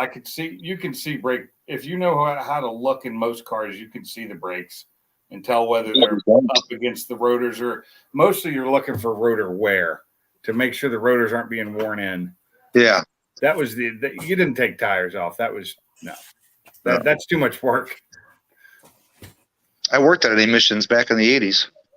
I was looking at Gary's latest. Well, not his late. I don't know if it was his latest video, but the video on his engine he's got sitting on the stand. And I think I'm going to do an electric water pump. I think. I'm not sure. We'll see. For the Fox motor. What I need to do is just move about 30 miles west of me, and then I wouldn't have to deal with it. Yeah. Be out in the country. You live That's in a the lot of safest work, city though. in America. Say what? I said you live in the safest city in America. Believe it or not, the actual city that I live in is pretty darn safe. It's the city of Chicago that's bad. Don't you live in the city of Chicago? Yes, No, can, I'm in the burbs. I'm out in the burbs. Oh, okay. Yeah. I was always with my car when my car got inspected. Oh yeah, Yes, it does, Bama. Yes, it does. I take pictures of the odometer when I drop a car off anywhere. If I had to take my boss somewhere back when I was in Virginia Beach, I do everything myself now. But if I ever had to drop it off, I took a picture of the odometer. I took pictures of every panel on that car in their lot. I did it in their lot so I could make sure I knew how it looked when I dropped it off. And then at one point, because there was a dealer that I didn't trust, I put a game camera in there. I had a game camera kind of tucked away in there, hidden to record anything that came in there. If you could remember to remind me tomorrow afternoon, I will stop and pick up brake pads for you, sweetie. Okay, if I can remember. Yeah. I'll set a reminder. My wife needs new brake pads on her car. Oh, I don't know if you, Mike. I don't know, man. I'm sure that just depends on where you take it. Did Kiril say what dyno his car was dynoed on, whether it was a Mustang or a dyno jet? I didn't hear him say that, but he might still be in here. Where did he go? I know he went up to Canada to do that, right? A place called Mopac, he said. I don't know that one. But they do HP tuning. Okay. There's another channel. The guy doesn't do it anymore. His name was Sean McGinn, and he was the original Boss YouTube guy. And he took his up there, so he's a good source. He's still in the Boss group a lot. And I'm trying. What I'm gonna try and do is see if he's interested in being one of these features, because he used to have a 13 red, and he modified it to the teeth. And he tracked his, and he crashed his, and so he rebuilt. Gary. He rebuilt a 2012 to come back. He's not doing well. Hope you get better there, buddy. He's got a tummy. Oh, Gary, I hope you feel better, man. Gary, I was just talking about your electric water pump. So now you can give me ideas. What's up, Frank? I would never run an electric water pump myself. Would never run one on a daily driver. Oh, I want to be a daily, just be for the Fox body. I like the fact that, you know, you can I can keep it running for a little bit after I turn the car off. That is nice. Works out really well with the drag strip too. Yep. And that's what Gary was saying. He uses that at the track. Okay, there. Set a reminder to remind me to pick up brake pads for tomorrow. That means I'm doing brakes this weekend. Woohoo! I got to do brakes on the Boss. Like, they are squealing bad. Yeah. What's So up, Boosted? Boosted? Has he dropped a video on that Camaro yet? Like a full video? What Camaro? What? Oh, Boosted? Yes. What's up, Boosted? No, I don't think he has. Just a bunch of shorts. Yeah, I've been watching We're the gonna show. do a real video when it's so cold Yeah, that's true. That's true. It is. and raining. It's been, raining today, big time. My yard is flooded. Lake Pinkerton in the backyard is back. Oh, dogs need water.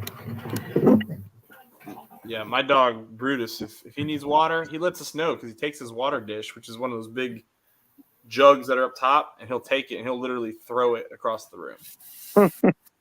Grab it and he'll just rip it back. Mine will, if I walk into the kitchen, they'll just be sitting right next to the Bunty bowl. Why are Okay, people yo. showing up in different colors? Is that something new for you two? What is he talking about? I don't know. I went back. Let me look at the YouTube side. I mean, certain people are green because you're members. The green are the channel members. Oh, come That's on. what you're talking about. Which nobody has to be a channel member. So if you're a channel member, you don't want to be anymore. He's like, thank you, Daddy. No harm, no foul. I appreciate you guys for helping out to start with. Stupid Fast Truck. When are you going to do a video on the Corvette? I want to see the Corvette. Same thing. He's had crappy weather. Yeah. Although it's going to be almost 40, 45 next Monday. Well, Mike, have you ever lived on the coast before? Because when you come down here, you're in for a treat. You know, you're gonna have. What's up, Nate? What's up? You're gonna have a little bit of everything. You're gonna get snow. You're gonna get tornadoes. You're gonna get hurricanes, ice storms. You're gonna get everything. You don't get a lot of hurricanes towards the inland of North Carolina. I was in. So we live in Johnson County. Yeah. And I was here for Fran. We moved here, and Fran happened, and that was bad. That was Well, Hugo hit me when I lived in Rockingham area, which is center of the south center of the state. Yeah. And it knocked a tree down that almost took out my car. Yeah. We had just moved to North Carolina, and a year before Fran came through, and it was bad. I'm not sure what Stupefest Well, is talking about. I don't see any of those yeah, colors. And Stu Fast, that's it might get terrible views, but your friends just want to see your car. Yeah, we just want to see it. Damn it. What's up, Nate? What you got going on? Nothing. I want to go get my hair cut, but my barber is packed. So I continue to grow a beard, and before you know it, I'll be able to put my hair in braids. Hey, well, appreciate you hopping in, Neptune. We actually have finished up with the boss build portion of the show, but you're welcome to go back and check it out if you want to. But we're definitely gonna do it again here next month. Do one a month. I'm not gonna water this down. I don't want to do this every week. I think it's a good little featurette to do. And Once a month sounds good. yeah, and I had a couple people tell me I should do Fox bodies, but I'm not an expert on Fox bodies. I know literally nothing about them other than what I've learned so far on my own.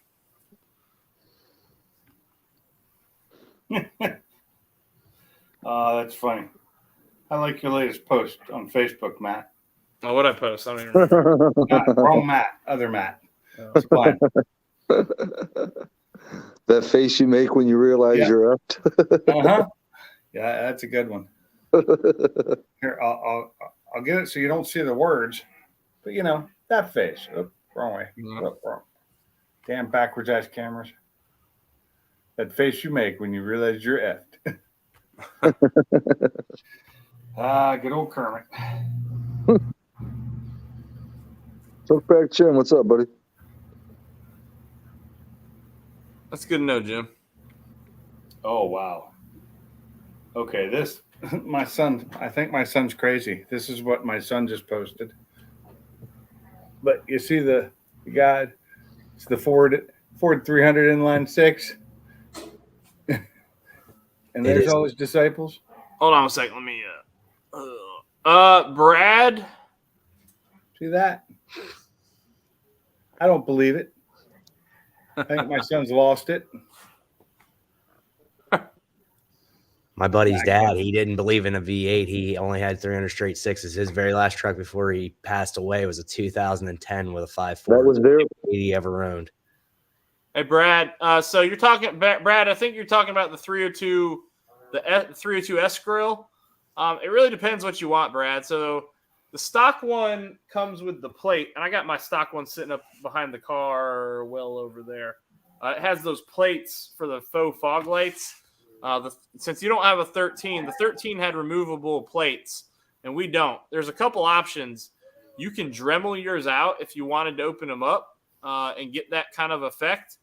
But I believe the 302S grill in general is more open than the stock grill, and you get the openings like the 302S cars at the fog lights. I bought it because it came in black, and I wanted the extra black accent with the black stripes I already had.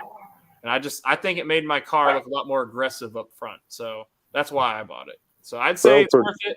But I bought mine used. So that's a lot of my parts are used parts that were clean that I was able to work a good deal on. So I have a few new things, but not a lot. Brailsford, What's up? look at the text I just sent you. That's how stupid fast is seeing the chat. Pretty weird. Some people's names are literally all in red. Bama is all in green. It's weird. That's how I see them too. Oh, really? Yep. I've Weird. always seen them that way. Some people are in blue too.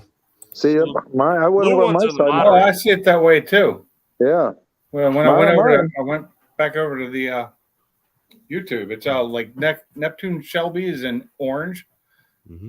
Maybe that's like Yeah. it might be an update. Maybe you set yourself that way. I don't know.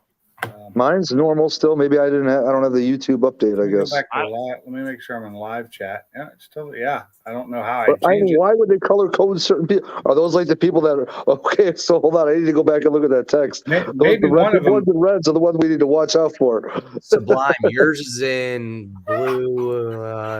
Yours is green.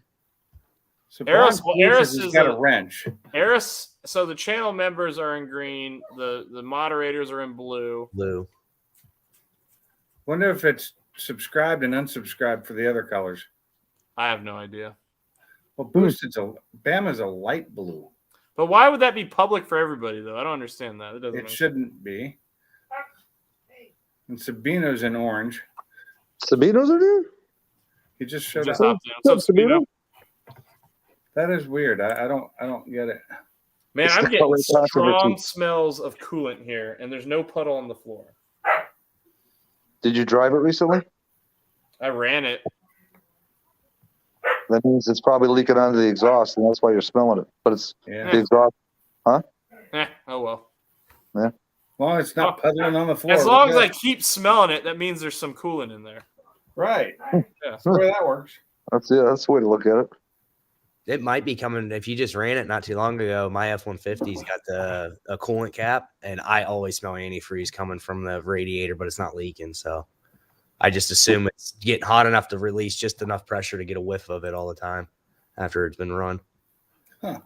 Connor, we don't make special exceptions, sir. That is He's like, weird. mine better be yellow. People are all showing up. The chat's showing up with different colors. Original order by boss. It's probably sold already, Neptune. That's probably why he kept it. Probably sold it. My car cover for my car goes new for like $300. Let me see what it looks like on my phone. Yeah, there's a bunch of people that have been looking for the Boss cover lately. Honestly, though, a lot of the people who I see who get it, they don't use it. I don't know. I'd never put a cover on mine. Like, I have a cover for mine. It's not the Boss one. It's one for a Mustang. I met the original owner, so I actually thought it was going to be the Boss cover, but it's not. But, he It's gave only on my laptop. On my phone, everybody's text is just regular. It's just all, white. Brailsford, yeah, Right. Trump hat right there. I would What? check that. Check what? What Trump hat Jim says right there. Check the passenger side floorboard underneath the carpet. I did. Oh, And Oh, you it's- did? Yeah, I've done that. This is. I know where it is. There's one of the thermostat housing. One of the lower hoses that comes in. I can't get it perfectly tight, and it drips very slowly into a little pocket that sits right on the engine, and it's so slow that it cooks off before it more fills it up. It doesn't drip on my floor. I know exactly where it is, but it's just I checked the floor just to make sure it's not worse than what I thought it was. it will be eventually. Right when you don't want it to happen, it'll just blow out. Well, it's a brand new water pump, brand new thermostat housing. I just need and they're new hoses. I just need to figure out a way to tighten it down. Better clamps. What kind of clamp do you have on it? Ooh, hold on for 1 sec. Just hose clamp. I don't know, generic hose Like clamp. the screw type? Yeah, They have a name. It's not the Ford pinch me to death ones.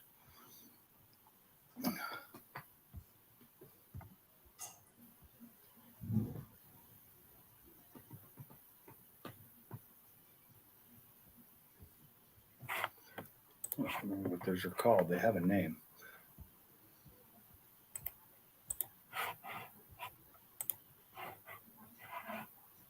Carvana. What? Is that blue with a black and white hood? Oh, let me see this link that he just posted. Yeah, honestly, so yeah, that'd be like what you just posted, Stupid Fast. That'd be like one of the only times I would like consider a Carvana car. Is if first off, seeing that and that it's so low miles, and then there's a good chance you'll be able to find the original owner to it. $40,000. What's up, Broken Tool? Neptune, bad. I don't know if there's any in here that have it. What color blue is that? It's Kona blue. Is that Kona? It looks so dark though, right there. Well, must that be- picture's a terrible picture. yeah, their lighting's horrible. Well, Yellowhammer, your car, yeah, Yellowhammer. You go back and watch his video when he got it from Carvana. He had some repairs they had to do to him. Like they'll actually do their warranty, but it's just such a pain that they have to do it. Like if their quality control, they would have stepped that up the inspection just a little bit, then they'd be saving tons of money. Like they're paying. I'm really surprised Carvana's still in business because they've lost money since the day they started. Yep. They actually got shut down temporarily in Illinois from doing any business. They did that because of how same in long it was Raleigh. taking Same in Raleigh. Raleigh was like one of the first sites that got shut down. for the titles and stuff. Yeah. Yeah. But they were just recently allowed to start doing business again. So I don't know what that means. Means somebody said, hey, let them start doing business again. That means somebody got a kickback, probably. Yeah, that's what I said. Oh, Somebody stupid! said, hey. Stupid Fast Truck. You commented on that wreck at McDonald's that I posted or whatever. That was local to me. That was here, so that's why I posted that, because it was here in my town, and a couple of my friends were in that where they were. Some idiot was pulling out of McDonald's, and the dude just punched it for whatever reason, and he hit like the only other car in the parking lot. Yeah, that had bad written from the words go. Had bad written all over it. Well, I mean, like, dude, what are you thinking, man? Like, there's way too many young kids here with high horsepower cars. And just wait, they're not even driving the S650 with the drift feature in it yet. Oh, wait for that. It's coming. Where did you post that? Did you post that on your channel? Yeah, I posted it was just a short. I posted two different ones. I did one that I just posted the video, and then another one where I posted the video with two angles, and then I did it again, and I turned it into a joke. I don't know if it's funny or not, but I thought it was funny. I'll have to watch it. One of them was like what happens when if you're a Mustang guy and Burger King screws up your order, and so like the dude like peels out, crashes, and all of a sudden it just cuts to the Whopper commercial. I thought it was funny. I did see that one. Never mind. At first, I didn't even get that one. I'm like, why is there? I don't think I saw the title to it. Is what I think the problem was. I was like, it made me hungry for a Whopper. It did make me want Burger King. I'll say that. It did. And that's an old commercial too. I got a new video I'm gonna be posting soon. Another short. I made it on TikTok. I don't know if I'm gonna keep it up very long because my wife's gonna probably be like, "Why'd you post that?" Oh man, it's good. I think it's funny. When I laugh at my own jokes, I usually think it's pretty funny. Well, I hope so.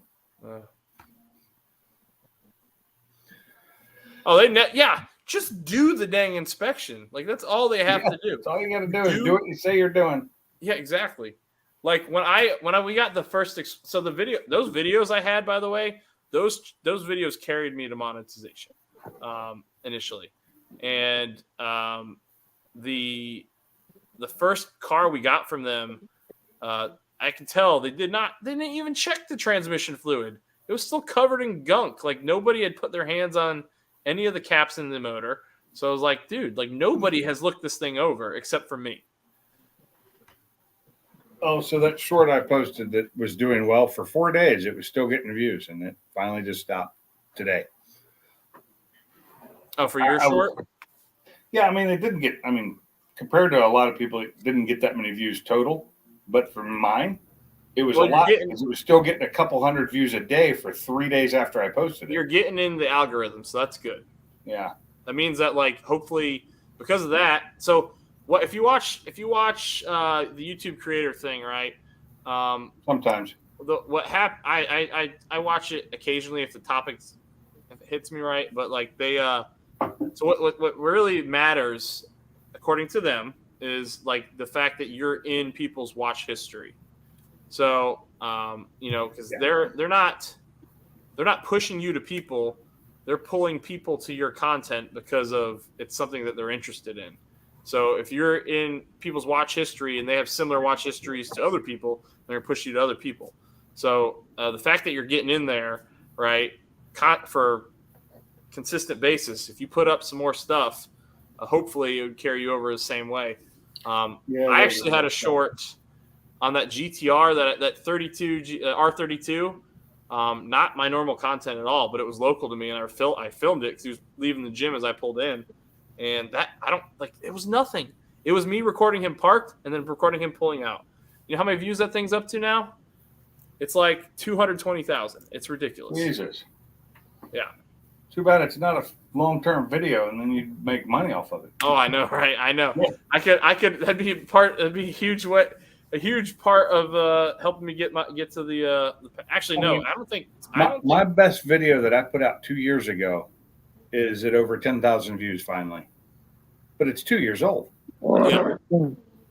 But it consistently keeps getting views because it's a long tube header install. Oh shoot, Neptune Shelby, I think he's not live. He's watching it from the beginning because he's answering question about School Bus Yellow having Recaros. We talked about that. I don't think he's live. Man, I want a burger right now. We had burgers tonight. My wife made some burgers, fried some onions up. It was so good. That sounds good. I had a ribeye. I mean, I cooked it on the stove today though because it was too cold wet. My grill is packed up in my trailer. It's not here. Yeah, we just threw our grill at the end of the street, and we get these like hawks that come through our neighborhood, and they're people obviously, but they're scrap hawks.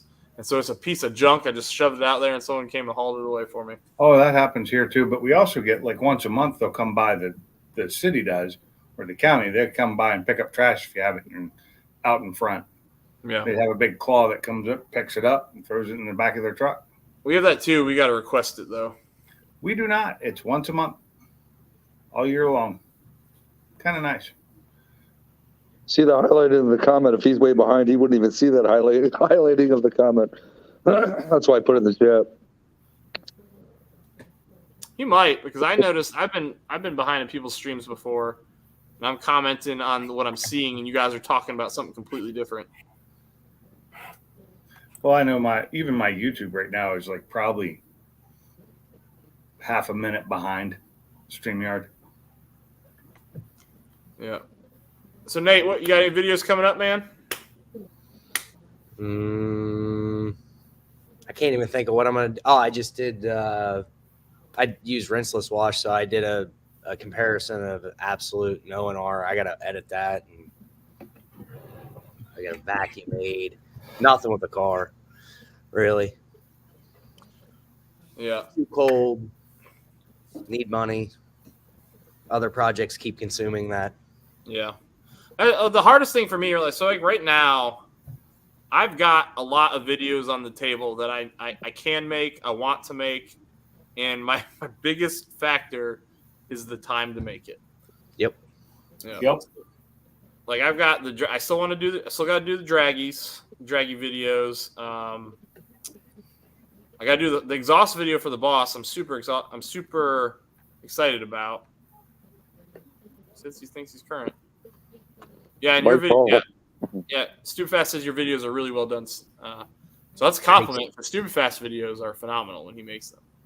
You would not believe the amount of time I put into videos. I'm one of them guys that take 50 takes to put like a 20-second clip together because I screw up one word. I'll just cut it, delete it, and start over.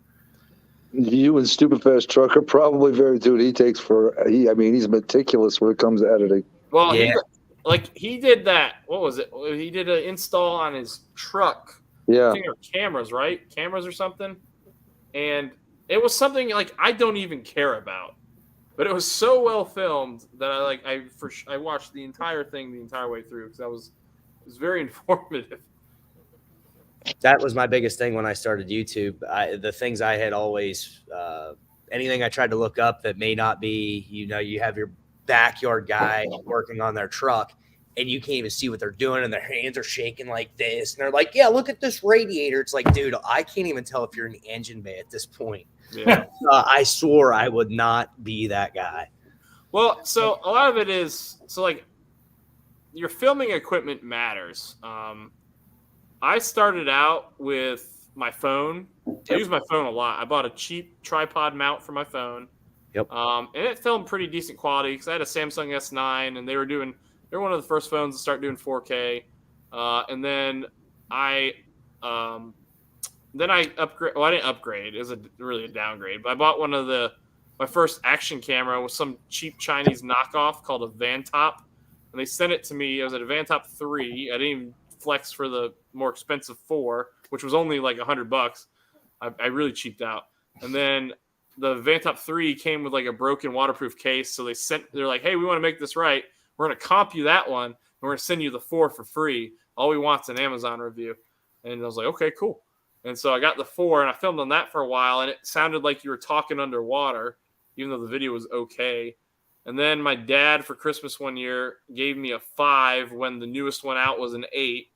And that 5 was an upgrade for me. And I thought it was great. And I filmed on a 5 for the longest time. But stuff was still shaky because they didn't have the stabilization software they have now. And now I use a 9 for my my vlog type stuff or my repair stuff because they're durable. And the horizon leveling is awesome. Like it's so crisp how the video stays it's so great how the video just stays perfect. And then I got the DJI Pocket 2 that I used for like the cinematic stuff that I got.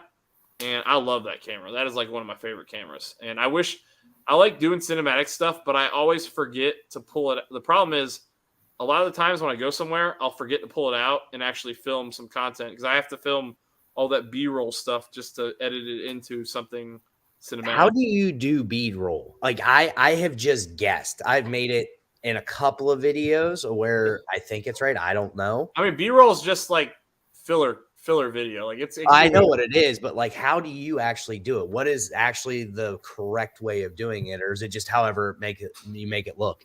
I mean, B-roll. It's really whatever you want to throw in there. My understanding is whatever you want to throw in there, basically as a filler. The way I do it though is, I'll take. It depends. I could film it. Like I like to take my Osmo and set it to slow-mo 8 times speed or eight times slow or whatever. And I like to set it to music when I'm doing this stuff. And I'll run it slow motion. You'll watch. And then all of a sudden I'll speed it up to like the normal speed. So it kind of looks like, it just looks really cool when it cuts, I think. But I don't know. I'm still learning a ton here myself. But there's a couple guys here local to me that are really good at it. Like the guy who did my intro, I'd love to get him back out here and do another intro for me, or do one on my Fox, because he's like a professional, but he's got like the heavy duty Ronin plus the mirrorless camera, or even some other nicer camera. He's got money in his equipment. Yeah, and like everything I've done, man, I like to have nice equipment, but everything I've done has been reasonable and on a budget. So that's kind of how I'm keeping my channel. But like, I don't know, B-roll. So you basically do it. It's very similar. I do it, I guess, vice versa. I do just a regular video because I got an iPhone 11 in 4K. And I just take a video of me painting across something. And then when I edit it, I just slow it down. Yeah, you can do that too. But if you slow it too much, it starts turning the. Really so that's why I recommend if you have a slow motion version on your phone. I do, and I tried it yesterday, but it is way too slow. I would actually, I think, have to speed it up. Well, yeah, and that's what you can do though. You can speed it up, and it'll still be slow motion, but it'll be crisper doing it that way than you slowing down a standard video because your frame rate is going to be so low. You forgot to address Connor's question up there. No, I saw it. I can only do so much, guys. I've pushed for it. I've advocated for it. I've even mentioned this recently. I was like, hey, we're about to be double the subscribers that you said you'd drive the car. I can't like lock her in the car, so I don't know. I've tried to reason with her too. You know what I'm trying to shoot for right now? I've been trying to lobby for her to come to some event with me where I'm driving the Boss and she's driving the Fox, so I can record her in the Fox body, and then the thumbnail is going to be a picture of us at a street light, and I'm just going to say, race my wife at us, whatever, complete clickbait for sure. Here's all you do: you handcuff her left hand to the steering wheel, her right hand to the stick shift, and you'd be like, "Okay, you're not going anywhere until we make this video." Yeah, no. Duct tape. Yeah, duct tape. Yeah, super fast. You're not wrong. The stabilization's so good. I actually had a gimbal for my phone, and it's what made me never use it ever again. No, the Cosby method won't work. She'd be out like a light. I use an old mirrorless camera still. It's what I've used since I started. And a lot of people do use the. Sorry, go ahead. It's an old Sony A5. Works great. Yeah, there's a lot of people that still use older mirrorless cameras because they work so well. Sorry to hear about that, Zach. Hope everything goes all right, buddy. Broke a tool out here? Later, broke a tool. Yeah, I might have to end this soon. We're about 40 seconds from 2 hours. Oh my gosh. Oh my First gosh. person I've ever met that's looking for a reason to always end their streams. No, the reason is I have work in the morning. That's the real reason. I have work in the morning. Yeah. Okay. Nate probably has work in the morning. Although he is an hour ahead of me, so And I also have high risk stuff I have to deal with. So I need to be on top of my game. Oh, I need to be sharp. Like, I need to be sharp too. I forgot talking to us makes you less sharp. No, it's not it. It's staying up late. It makes me tired. Just nap during the day. You'll be fine. No, Teddy, you gotta wait. Lay down. You go out in a little bit. Oh God. What? Stupid fast. Oh, hold on. Dude, you gotta stop that. You gotta stop that because Oh, nice time. you do it too much. It's too much. You need to stop. So stupid fast. I was gonna let you know, by the way, you are one of the names that's going on the Fox Body trunk because you've done that way too much for me not to recognize it. Yeah, you gotta stop. We're in here just to chat, not to. I didn't know you didn't had to have a Fox Body to get put on the Fox Body trunk. No, like it's people who support the channel. I'm not gonna write names on the boss. Sorry, that's not happening. So are we like stickers, or is that what we're talking about here, or what? No, like I'm going to pen and ink. If you have a sticker for whatever you have for your car or whatever, that'd be cool. I'd put that on there. But as long as it's in a reasonable size. But otherwise, I'm just writing people's names on for them since they're not local. If people who are local have helped me out, so MJI, he drove here to help me install the headers. Oh yeah. So he signed it. People who can sign it, I'd rather. That's my preferred method is having people sign it. But if you're not local, then I just put people on After Effects. Look at Broke Brad. That's too funny. I'd say $20 buys at least a half hour. Hey, Brad, thank you, sir. Brad, you've been way, way, way too generous, sir. You please, I appreciate it, man. Appreciate all you guys, but it's we will put it to good use on the channel, that's for sure. But you guys don't have to do that, man. That's for the supercharger fund, if I'm not mistaken, correct? Oh, they're all going to go to supercharger. Ford just posted something on LinkedIn earlier. They're excited to announce they're significantly increasing production of the Mustang Mach-E. How about you increase production on other stuff that people want? Yeah, no shit. Or I mean, like it's not even like a reasonably priced vehicle. No, it's not. My buddy, I'm not going to say they're horrible. I don't like that they're called Mustangs.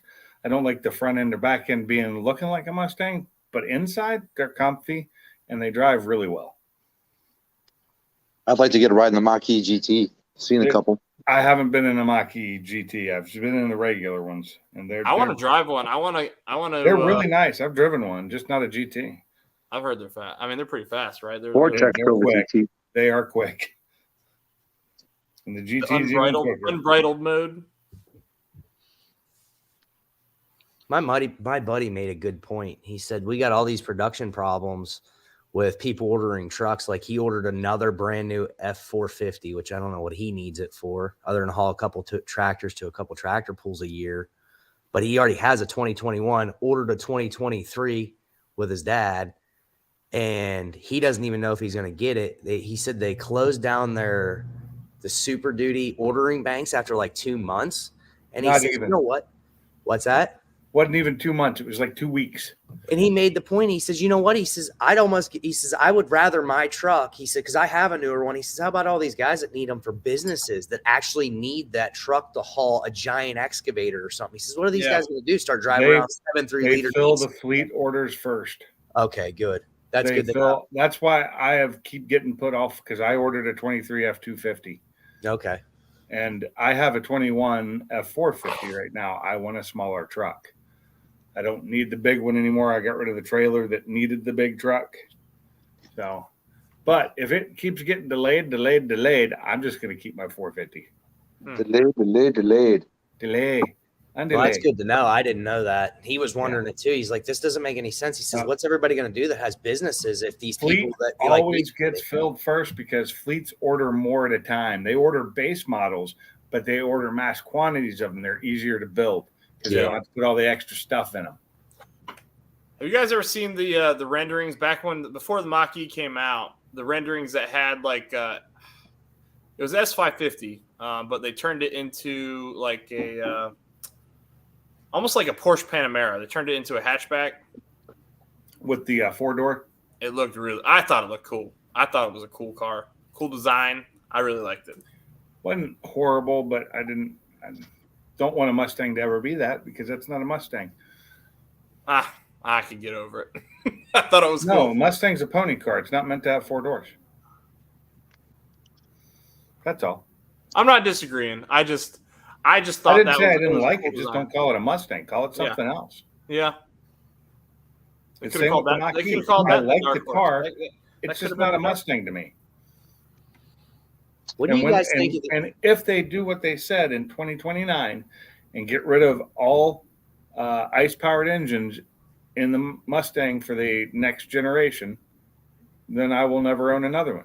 They could have called it the Stallion. That's what they should have done. Yeah, there you go. They just wanted to use the marketing that was already there. That's all. Yeah. Well, so Makes business sense. Chevy's already like they've already backed down on going all electric. Yeah. Hopefully Ford will too. Well, What do dude, you it's guys getting think crazy of the- though. So think about how when electrics first came out, you could charge a lot of places for free, and now you're starting to pay. I'm imagining, do you pay through the car when you plug in? So now you gotta upgrade. Like I know a lot of these new cars, for like map upgrades, you got to pay for that. You got to subscribe for your GPS. That's crazy. Oh, it is. And or your remote unlock or your remote Oh start. yeah, I heard about that too. My dad's like, yeah, I just lost my remote start because I didn't pay for it. I was like, What does he have? what? I think it's a Toyota. Okay. Maybe it wasn't my dad. Maybe it was somebody else I was talking to. It's I can't getting remember. so stupid with that. Subaru's doing it. Toyota's doing it. Ford hasn't started doing it yet. Like, why is that? Why can that not be an included feature? It's an RFI signal. Why could that not be an included feature? That's so stupid. It should be because they found they can make more money that way. That's why they saw video games doing it, so now they've decided to do it. And Tesla was doing it with their features, so they said we can do it now because they can. BMW's doing it too. Like Do it? heated and cooled seats in a new BMW like M3 G80. You got to pay for the option, otherwise you can't use the heated seat buttons. Monthly. What? Yeah, like Yes, you have I to would pay to buy a have car to that turn could on do the that. software. So stupid. I would find a way to turn that feature so they couldn't talk to my car off. You know what? That all came from Tesla because Tesla, Yep. all the capabilities there, you just got to pay for the upgrades. Yeah, screw that. I'll if it gets worse and worse, I'll just start buying older cars that don't have. Yeah. Hey, Pretty much. Sabino, I think you're slightly delayed, sir. Maybe. I don't know. It's a subscription. Yeah. God bless, man. I was reading about that and I was like, I wouldn't buy it then. If it had subscription features in the car, they're not getting my business. I buy all used cars anyway. I'll just make sure I don't buy anything newer than 2022. No, it cannot, Mike's Garage. The grid in every country has now everybody's figured out. Japan, and a couple other small countries have said, yeah, they're stopping this whole electric push because they can't handle it. Well, they could if they would. You see, the community that's pushing that is so ill-informed. Like, we can make infinite power. You just need to make nuclear reactors more prominent, but we're pushing away from that. So I know. No, Yes. it can't. Mike's Garage. We already had this discussion. The problem is we've been paying these power companies for years, and in that they were supposed to be upgrading the grid the entire time. Yet we're having grid failures all over the U.S. Because they have not been doing what they were supposed to. you guys hear what happened here in North Carolina What? about the substation? Yeah. Some guy shot the substation. Just like up in Washington where they blew one up. Yeah, they shot it with a hunting rifle, and it took power out for an entire county. Well, the one they did in Washington took it out for the county, but it like destroyed it completely. because they wanted to rob a store, and they figured that's a good way to kill power. I guess I need to get out more. Man,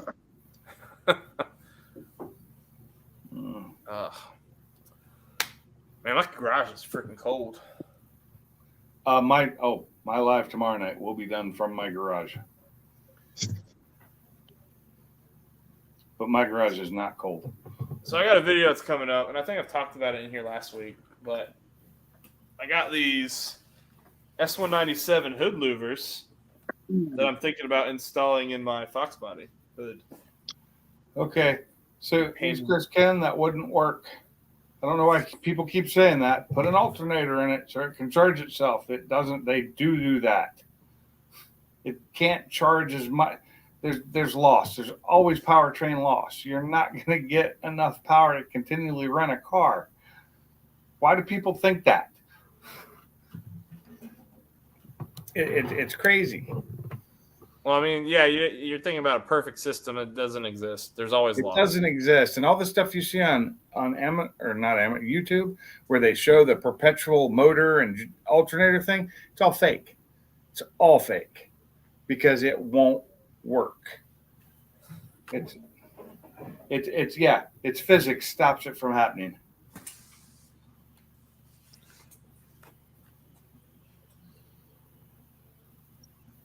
So are you sticking with the idea you think of where you're going to put those on the Boss or on the Fox body?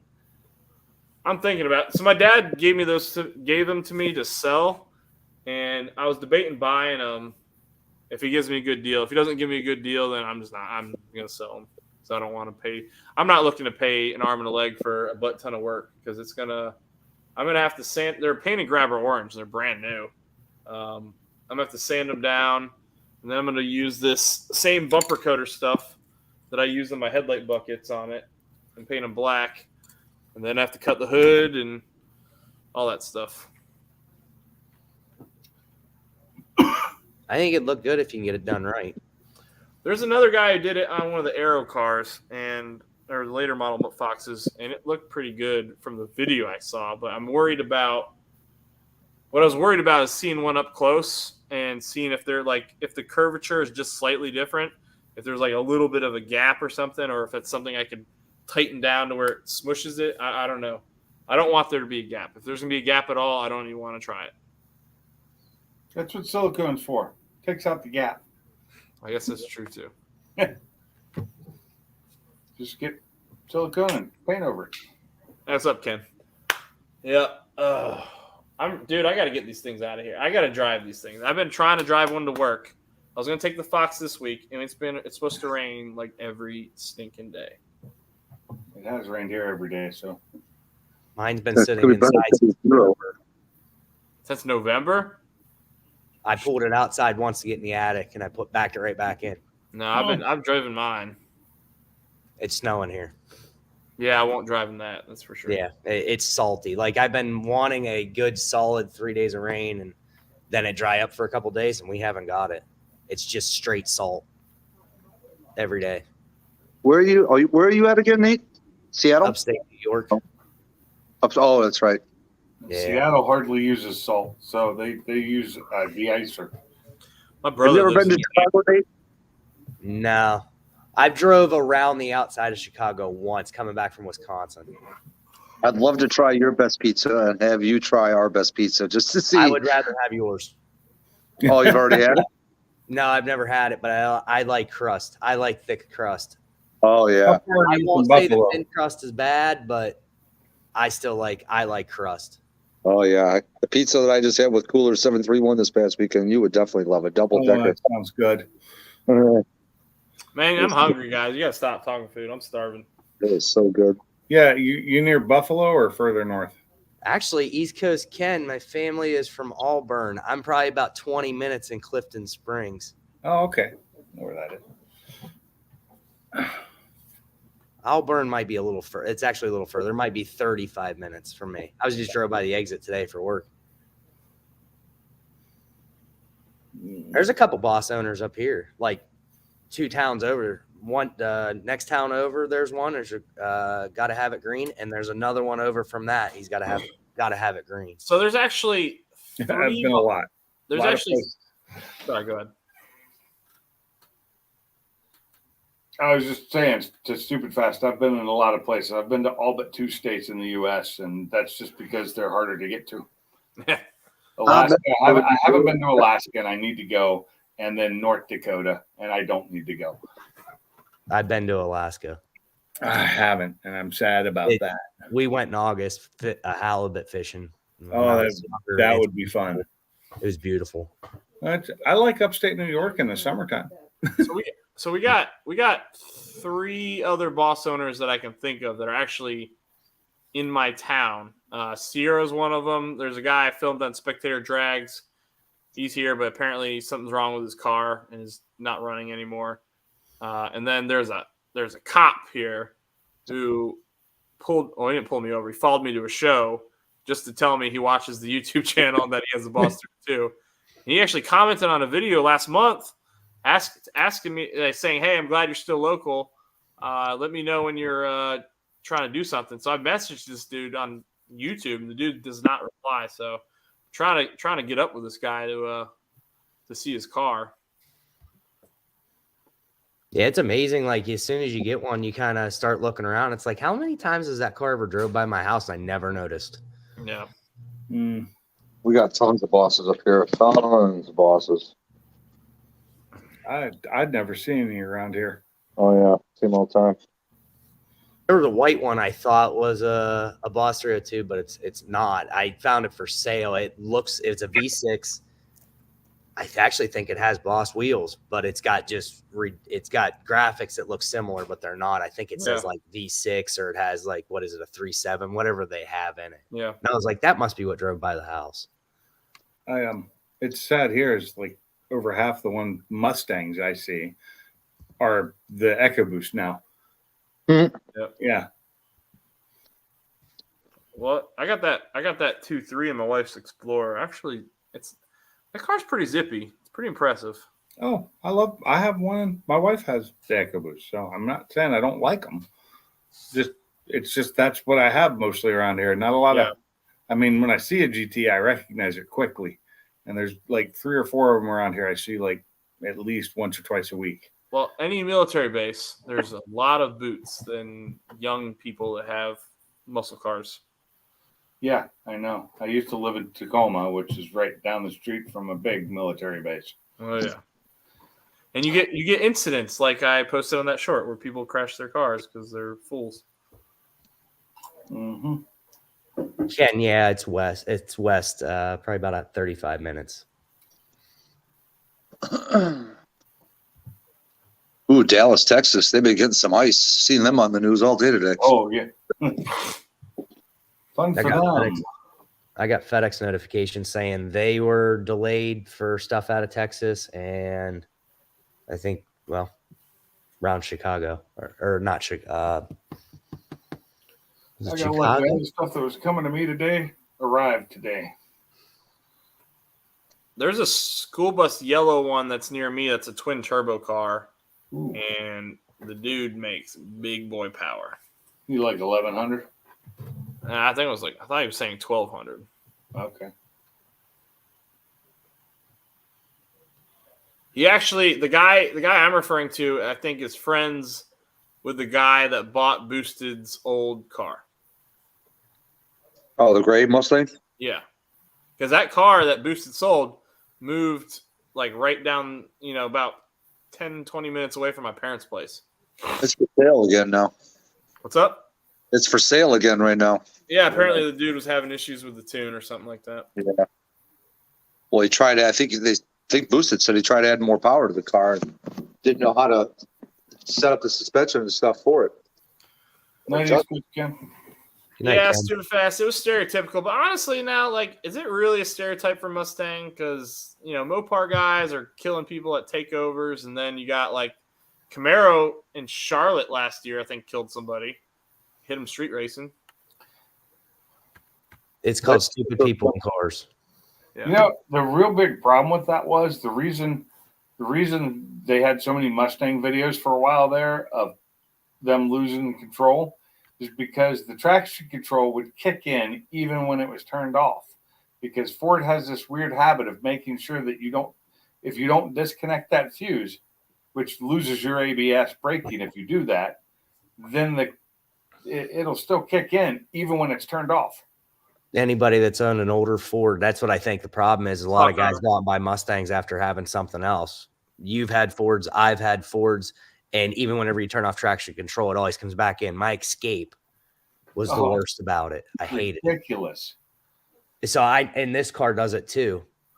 I've had it do it once, turn it completely off, and it's still With the Boss? Yeah. So you can turn it off. It still comes back on. Well, no. There's two ways. So there's two things you gotta know. There's turning it off, but then there's holding down. You have to hold it down. That should turn everything off. It says it does. Yeah, but it'll still kick back in if it senses something extreme. So when I'm at the track, sometimes I've had it kick in on me, and it really pisses me off. Yep. Yeah, I mean, Nate, I'm 99% sure that we can completely turn it off because it was set like that for the track. I did it. With the gray key, you might not be able to turn it all the way off. With the track key, you're supposed to be able to turn it completely off. Well, I didn't have the track key in it, but there's traction control and then there's advanced track, and I think it's those two functions turn off one or the other. But like I was doing a burnout in this, I was with my dad. It was only the second burnout I did. I went first, second. When I grabbed third, it went completely sideways and started making a mess. I pushed in the clutch before I stuffed it in the ditch. And the traction control was flashing. I went, there it is. Yep. So that's also the reason why when I have everything turned off at the drag strip and I use launch control, if I use launch control, it bogs down as soon as I take off because it kicks in traction control. And I'm like, that's like exactly the opposite of what it should be doing. It's the tune that Ford put in there is horrible. Ford vehicles always drove me nuts. In my Escape, I had a 12. It was right before they went to the new body style. If you pound on them hard enough, they will turn the traction control off for 8 miles. I read it in the manual because I was stuck in the snow. And I just kept pounding on it. And then it started flashing. And all of a sudden, I could spin my tires and get out. By that point, I dug a hole deeper than I needed to. And I think it said, I read it was either online or in the manual. It was 8 miles. It would reset the traction control advanced track system. What's up, Tony? Huh. Weird. I do know I can pull that. I can unplug the traction control. I could make it not work, but then I lose my ABS braking, which I really like having, especially on the track. Yeah. I mean, that's something I can say is this car never shows it. I think me doing first, second, third gear burnout, it was an extreme case. And like you were saying, an extreme case, it might come on. And I have questioned if like you were saying, that's somewhat of a reason why some of these guys. And I did all that in a regular, this is a regular GT stock with a tune, now it's got 900 plus horsepower. So and I haven't had it out yet because I got it at the end of fall. And so I was doing the break-in stuff on the transmission and everything. And now it's broken in, but I still can't do anything. And it's stuck in the house because it's got the radials on it and it's raining. I'm getting tired. We're gonna hang this up here. Everybody start throwing the $10 super chats in. No, that's not gonna work. Like I'm gonna have to turn this off. We'll still do that. My son, I tell you what, my 1-year-old, last night he finally let me sleep through the night, but I don't know what's going on. But like my 1-year-old, on the weekends, sleep through the night, no problem. But every Monday for the past like 4 Mondays, he's woken up like 3 a.m. and he won't go back to bed at all. So I go to work. Said he woke up quite a few times. I think maybe it was 3 or 4 weeks ago. Yeah, I wake up and I'm dead tired going to work. I drink a lot of coffee. That's the one thing the military's done for me. Is made me. I used to hate coffee, but I love it. I drink lots of it now. Anyone ever and turn off the traction control setting? See if that makes a difference. Engineer mode? There is. I've heard something about engineer mode. I know what he's talking about. There's a video on that, I think. I have to look. I got to look that up. That would make sense that would turn it off. Yeah, how much would $20 buy you? No, do not knock No. that crap out. That's not happening. You guys do $20. That's nice. Thanks, appreciate it. But I have to go to bed. You crazy. Well, let's get to 10 minutes. That's how much the last 20 got us. I gotta pee, man. It's not been 10 These, minutes. these young guys that Been need 25 sleep. minutes. It was I 10 gave o'clock. you 5 extra free minutes there. It was 10 o'clock when those super chats started rolling in, sir. No, it was 2 hours into the stream. Is what it was. Oh, 25 minutes. You're right. Okay. All right. So $20 get you another 25 minutes. There you go.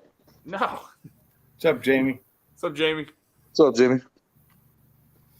I'd be quiet, Sublime, or the bus could come in. Yeah. Oh, that might be a 2013 thing. Okay. I don't know. Double Maybe tap not. with the brake pedal. Yeah, I've heard about that thing with the brake pedal. It makes no difference in my car whether I've got the brake pedal held or not.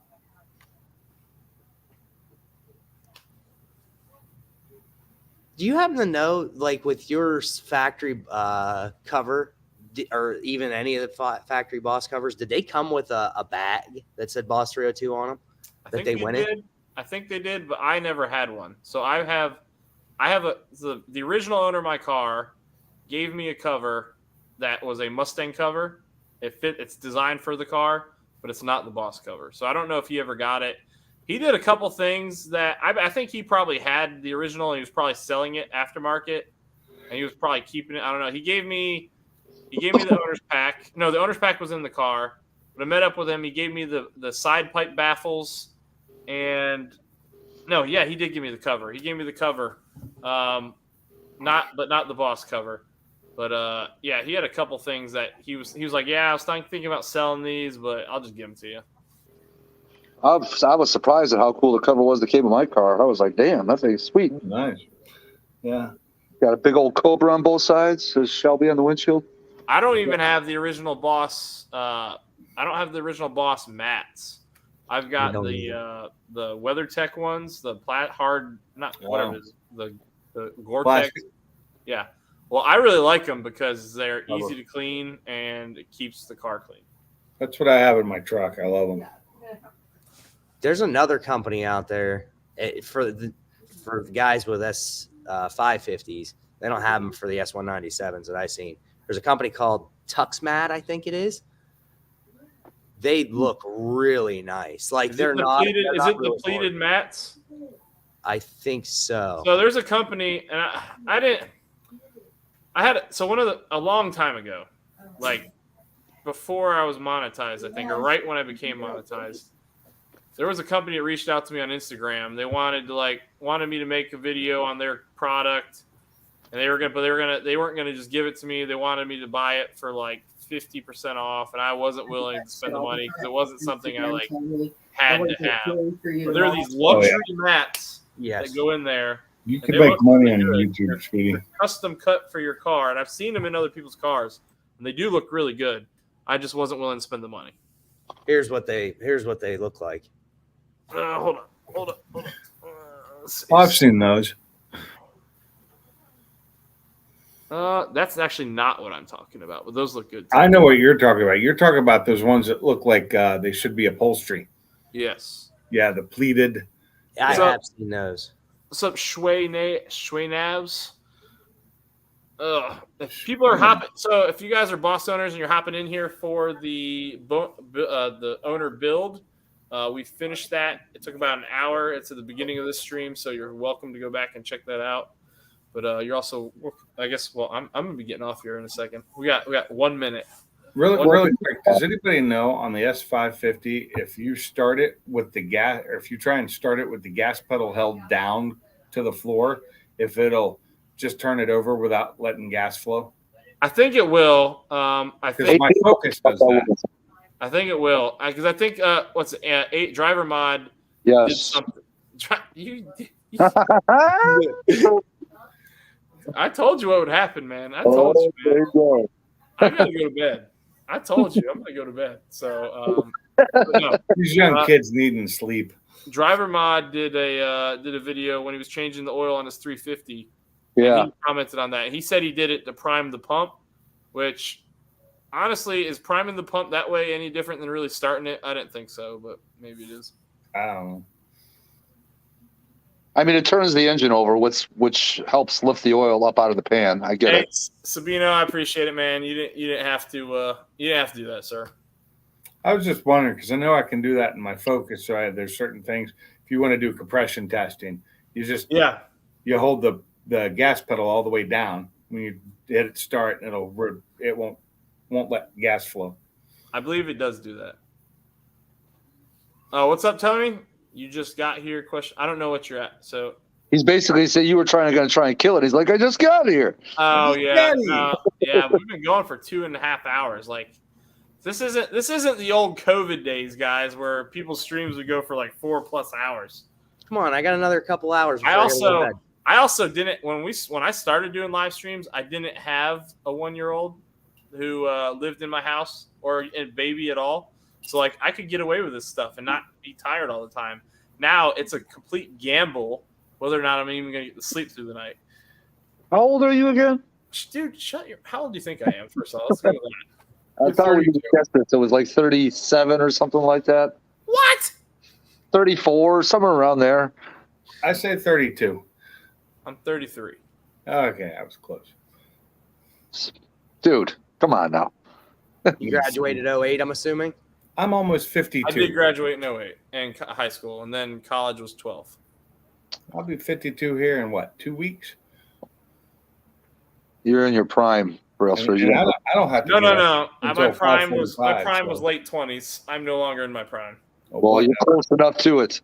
But I am working on I've been doing P90X lately, and I'm trying like the old school one, and I'm trying to slim down a little bit and maintain strength. So I'm gonna When are you getting a Peloton? I'm gonna make my figure better for you guys. He didn't say that, Dave. Peloton dad. He's 33, but That's funny. See, I wish that. So you mean like mentally feel 23 or physically? Because I'm 33, and I for sure don't feel like I felt like when I was 23. I remember when I was 23, I felt like I was invincible. Nothing could hurt me.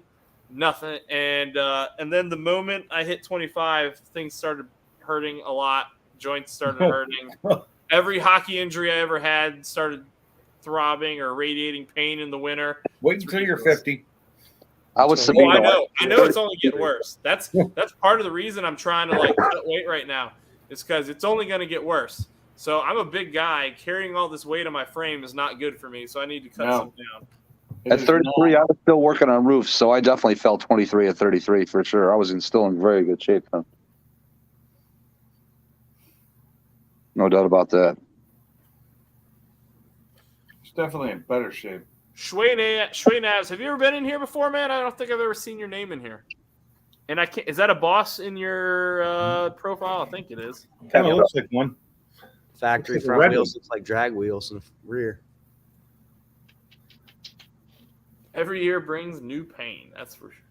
Oh, it does. Well, too. you know what the worst thing is? So like I love lifting heavy still at the gym, and I'll go in there and I'll do some crazy weight. I'll deadlift 600 pounds, no problem, just fine. I don't even wear a belt. I'll be just fine.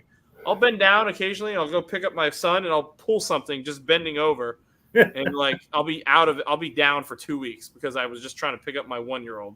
Oh yeah, or just like if you're in a car seat and you literally turn your rib cage to the right to look to the back seat. That'll do it. Just wait, those fun ones are coming. Yeah, I do little things like turn to grab my seatbelt and hurt myself. Yep. Yeah. How old are you? Or I cramp up, or like my wife just said, I breathe and I hurt myself. How old are you, Nate? 32. Okay, so you're close to Brailsford. Yeah, I graduated 09. I graduated in 1989. 87. I was born in '89. I was not even a thought. Now we know how long it's been since I've been in high school. You know he did that just to make you feel old. You know he did that. I did not. I was just. He doesn't have to make me feel old. It was a I already statement feel it. of fact. Oh yeah, okay. I already feel old. I You're don't need probably any. like, I was born today, then. Oh man, that would suck, Eris. I have my issues. I might need labrum surgery. My doc, I had a orthopedic doctor who thinks I torn my labrum. I keep putting off the MRI because I don't want surgery. Zach said he just looked it up, Pinks. Yeah, I saw that. Thank you, Zach. Appreciate it. There's some stuff I needed to do, and I needed to be able to turn my car over without starting it. So Tony says he's up for 3 or 4 hours. Well, Tony, good thing that I think Sublime's going to go live here in about No, few Mr. Bucks fan, sorry. We are not No. riding the bus tonight. So the moment that super chat disappears off the top of this thing, I'm gone. No. You owe another 20 minutes at least, bro. Dude, I need You some paid rest. for the time, bro. What are you gonna do? What am I gonna do? I Disregard I to be told him money? Is that what there it was is? plenty of warning ahead of this that I would not be bought like this. put our consciousness into our cars. Yeah, I don't think I want to be in my car because it's going to break down just as bad as I am. Dude, my freaking I actually got it. So the first time that I realized that I was not $50. That would definitely ring it. That's for sure. the first time I realized that I wasn't invincible anymore. So I used to play hockey for the NC State hockey team. And my senior year, I was playing hockey, I was doing P90X, and I was doing Navy PT and still going to the gym. I was doing 3 workouts a day. And, I was feeling like I was invincible. I was in great shape. Like, I was down to like a $192, and I was like no body fat at all. No. And I got out of my car after hockey practice one time, and my leg just collapsed. Like, it gave out completely. I had stress damage in my my knee. I had minor tear in my meniscus, and I couldn't walk. So it was freaking awful. And then that when you're in the great same shape year- and that happens. Well, that same year, I hit somebody. We were playing Clemson University, and I hit this guy so hard. He went the worst. I hit this guy real hard. He went flying against the wall, bounced back out, and he landed between my legs. So I'm standing over this dude, and I'm not trying to step on him because he's wearing skates, obviously. And this guy, his teammate, obviously was upset that I Nailed him. that I nailed him. So he blindsided me. And the worst place you can be on the wall is 3 feet away from the wall because you'll fall and you have instead of just hitting the wall because it'd be right next to you, you fall and you can hit it against your head and you can damage something, right? Because your head will jerk over. And I actually had a minor tear in my shoulder and I couldn't move my arm. And then we had a 7-hour bus ride. That was the first period. So I had to sit through another hour and a half of game. And then and of course, the intermissions in between. And then we had a 7.5-hour bus ride home. And then, of course, I was driving a stick shift car and I tore my right shoulder. Oh, God. And so, I'm driving, it was my left arm. And I go to my dad. I didn't even go back to my dorm. I drove to my parents' house and I told my dad, I was like, whatever you have from your back surgery, whatever drugs you have, I need something now. I cannot. This hurts so bad. And then, of course, my dad's. I was still on my dad's insurance, and his deductible hadn't reset yet, or something like that. And so I couldn't even get seen for a month. It was horrible. It was the worst thing that's ever happened to me. And then, of course, the doc said we had the playoffs coming up, and he's like, "I don't recommend you play." And I completely disregarded what he told me. I played anyway. Of course you did. Because I'm invincible. I'm 23 or 22 or 21, whatever. So the coach didn't come in there and go, Doc, make him work. Fix him. No, but I was very conscious about making sure I only hit people on the left side. If someone hit me on the right side, I did have to Void maneuver. Well, I had to take a break. I had to sit on the bench for a few. I had to tell the coach I can't go. My arm hurts a lot. Yeah. Oh, well, I appreciate that, Sabino. But, you guys don't... Dude, I'm in here just to chat with my friends, man. I've been talking to a lot of you guys for a long time. Stu Fast goes a little crazy here. I don't know why. I've messaged him on Instagram about that. Because he can. I get it. But I don't know, man. I've always been really weird about stuff like that. I've never. It's just hard for me to process it. Well, if we keep going about 6 a.m., we should have enough for a Paxton at this rate. Yeah, there you go. Just saying, hey, it's only one Dude, night. Sacrifice. If you said, hey, you know, Run you until stay 6. live, you stay live for 3 days straight, like film yourself for 72 hours straight, I would, and you'll end up with a Paxton. You know what? I would do that for sure. Your wife would kill you. What'd you say? Your wife would kill you. And Oh, you know she would for sure kill me. I'd be like, I can't help with the kids right now. Oh no, the kids would be part of it. They'd be out here. Yeah. I'd be dying for sure. he'd be milking Hayden for 70. Dude, no, what I would do, like, I would just put the camera down. I'd take the laptop out to my RV and I'd film myself sleeping. Because if I go inside, my wife's gonna murder me. So Might need to keep the camper out. Might want to let the homeowners association know. yeah. I'm gonna need this camper What's up, Shop here for Cat? a couple of days. What's up, Shop Cat? I don't even know what my PayPal is anymore. It's not the Brailsford Rides one. I don't even know what it is. I need to update it. It needs to be the Brailsford Rides one. I think it's my old email address.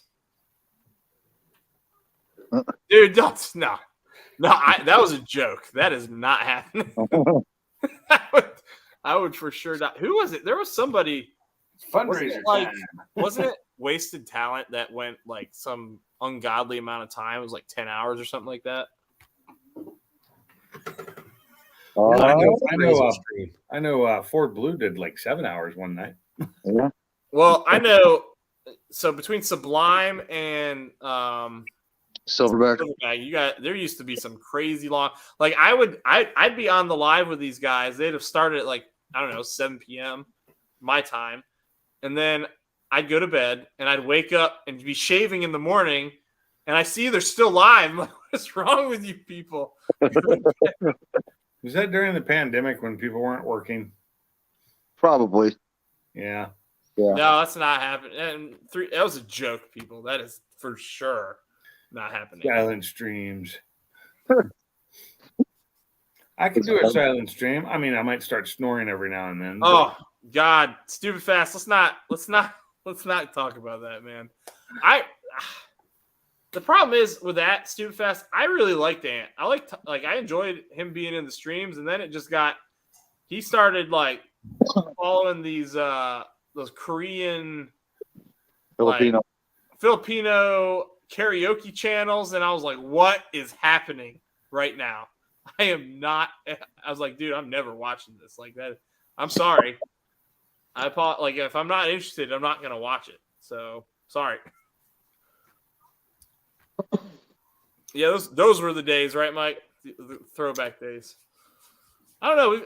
You see, I'd say those were the days, but I've definitely today, I've met a lot more people now who are who've helped me out, made a lot of friends.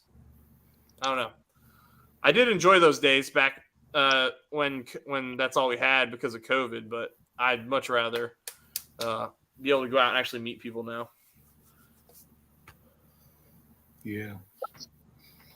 I'm just ready for race season to start again. That's all. Yep, you're for sure, stupid fast. For sure. He sold his soul to get to 1,000. That's what happened. I can't do that. Well, I'm pretty sure he's one of those people that bought the subs. Oh, he did. So, because his number magically disappeared one day, and then it came back a few days later. So, for people who are trying to grow a channel, it is in your best interest to grow it organically. Yep. Because if you do it the cheating way, you're screwing yourself. You'll never grow. So, Preston, what percentage of your subscribers watch your videos? Congrats, stupid fast. What's up? Oh, nice. Congrats, Super Fast. What percentage of your viewers watch your videos? I don't know. I'd have to go look. 98% of my views are non-subscribed people. Yeah, that's how. So, but that's what you want, because But that they're not means that you're subscribing getting. though. What's up? But they're not subscribing. That's the I know, problem. but it means that you're getting to an audience though that's not already there. So that Yeah. means that there's room for growth. Yeah, true. Yep. It's actually 98.8% from what I looked at today. Like I've got almost 200 subscribers, and I made that no code Genius 5 maintainer. I bet 115 or 120 of them are just from that video, and I'm like, these are people who have no interest in probably what I'm going to post in the future. They were just Doing looking fast. for this. I'm sorry. Go ahead. I apologize. No, you're all good. All done. It's too fast. I feel like that was a dig. I felt like that was a dig at me right there, and I don't appreciate it because I can only control what I can control. When she tells me I'll learn stick shift in your boss 302, I'm gonna say, okay, cool. She said she's gonna do this. Now, when she doesn't do it, That went over my head the first time when I read it. it also relies on having childcare. That's really been the big hang up, is getting someone to watch the kids. I mean, literally, dude, when you really think about it, you only need, 30 minutes of somebody watching the kids?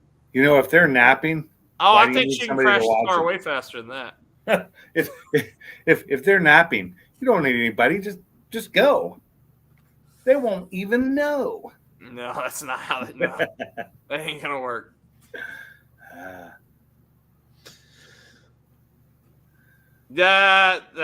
No. She said she didn't enjoy driving it. She seemed so excited. Yeah, that was really loud. Oh, stupid fast. He is really subtly laying those ones in there tonight. The other night he was just freaking, here you go, take it now. Tonight he's kind of just laying them underneath the blanket and let you hear. Why don't you pick up this card and read this? Oh man, that's fun. Ugh. He's been on a roll lately too. What's up? Stupid Fast has been on a roll lately. Like the last 3 to 5 streams, he's just been nailing it in the comments so many times.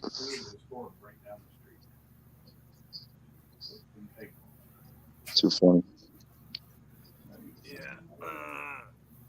It was really funny. You can tell. Yeah, she was not.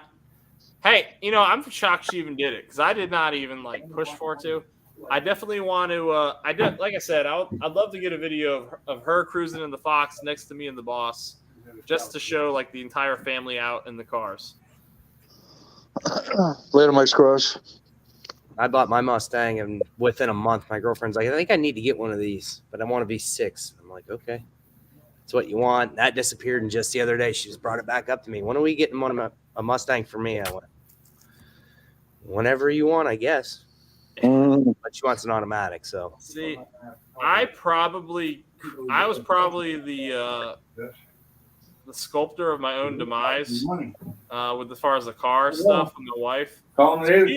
I've got a picture of my wife with Jack Roush. She used to be into NASCAR and stuff like that. Yeah, I got a picture of her and Jack. She's met Jack Roush. She's done a whole bunch of. She's done the Richard Petty experience.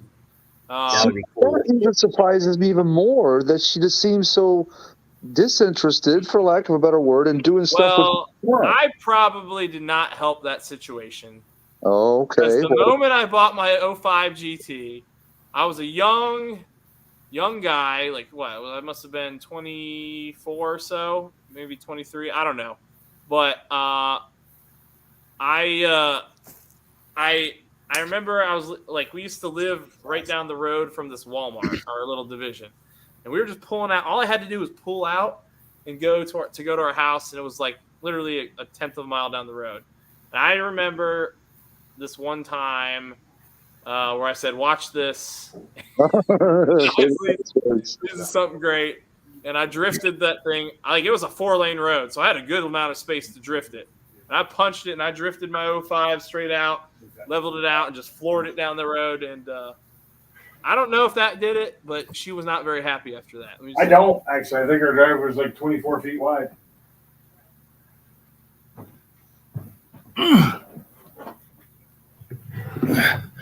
So my new driveway got torn up a little bit today. From what? The city, the roads department coming and opening up the culvert because when they rebuilt it, they didn't put a culvert in the new side. And so it blocked water from barely flowing. So now the water flowed away from my neighbor's house who complained about it into the front of my house, and it doesn't flow from there. It just sits there. Mm. Jamie says she wants a 64 to 66 hardtop. Are we talking fastback or Damn it. coupe? I don't know if that matters. She just said hardtop. Fastback, you'll be paying some money for. Blast. Gotta be a fastback. Oh, All right. LHGT. Oh God, you guys suck. Just I'm 10 going more to bed. minutes and we'll let you go. Yeah. 10 minutes will be 3 hours. See, And we the won't tie plan you up. was I was gonna get off at 2 hours, get a snack, go to bed. Well, go Well, you get your can still snack. do that. It's just going to be an hour later. Good way to look. There you Trust go. me, my buddies Hour- hate me when I it's go an back hour home. less. It's an hour less sleep, people. Yeah, sir. Yeah, hold up. I'll be right back. Oh. I'm not leaving my garage. Just gotta go grab something.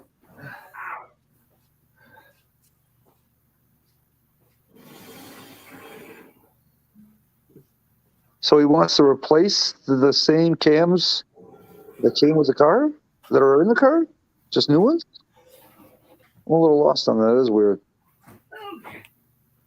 I just got a coffee, Tony says. Oh, wow. 2-barrel, 289, and T5 swaps. Get a 4-barrel. Get that gas pumping.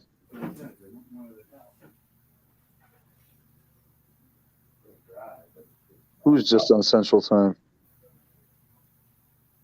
And what Mach 1 does your lady want? Euros? We're talking S550 or an older one?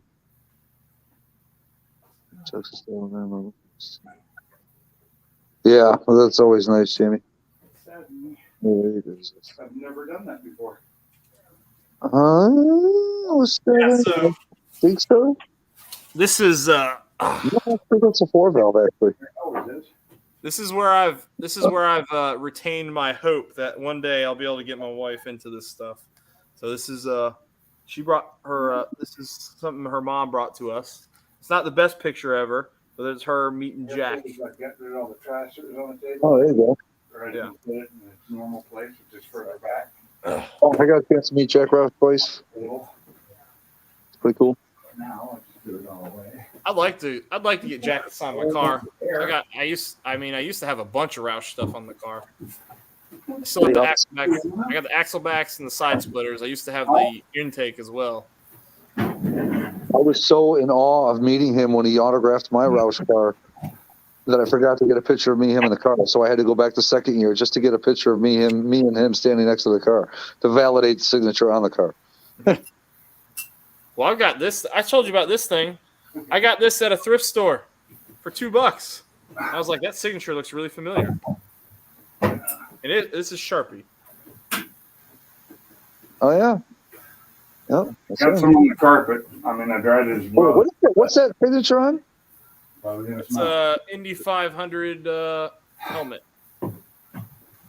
Show it again. Oh, okay. Oh, that's pretty cool.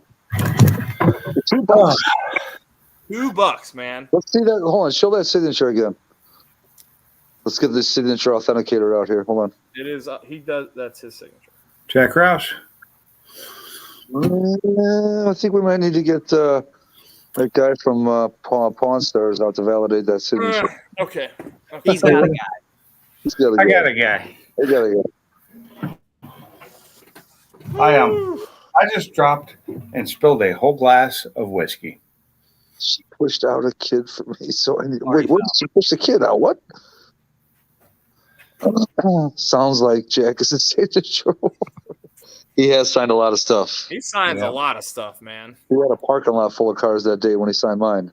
And at least his signature is good though, and he's consistent with it. You get the people that eventually who sign like a ton of stuff, they'll just turn it into like a teeny little, like the big first letter, and then squibble something short. Well, I will tell you this: his signature is not consistent when he's signing on a dash, because he signed my dash, or not the dash, but the actual, like where the Roush plaque number was on the black area up there, that's straight up and down. And he had a hard time signing that, and I get it because you're writing in an awkward position. Yeah. Plus he has a bad shoulder from a plane or a helicopter crash that he had back in the day. He just recently crashed his P51, I thought, again. Really? Yeah. Hold on. Let me look this up. I can't see how he would be flying again, dude. He's freaking up there in age. NASCAR people and helicopters and airplanes, they need to separate. Yeah. Yeah. I've said that for so many years. I'm like, how many people have been lost due to that? Yeah. Okay, so he crashed his private jet in 2010. Yeah. I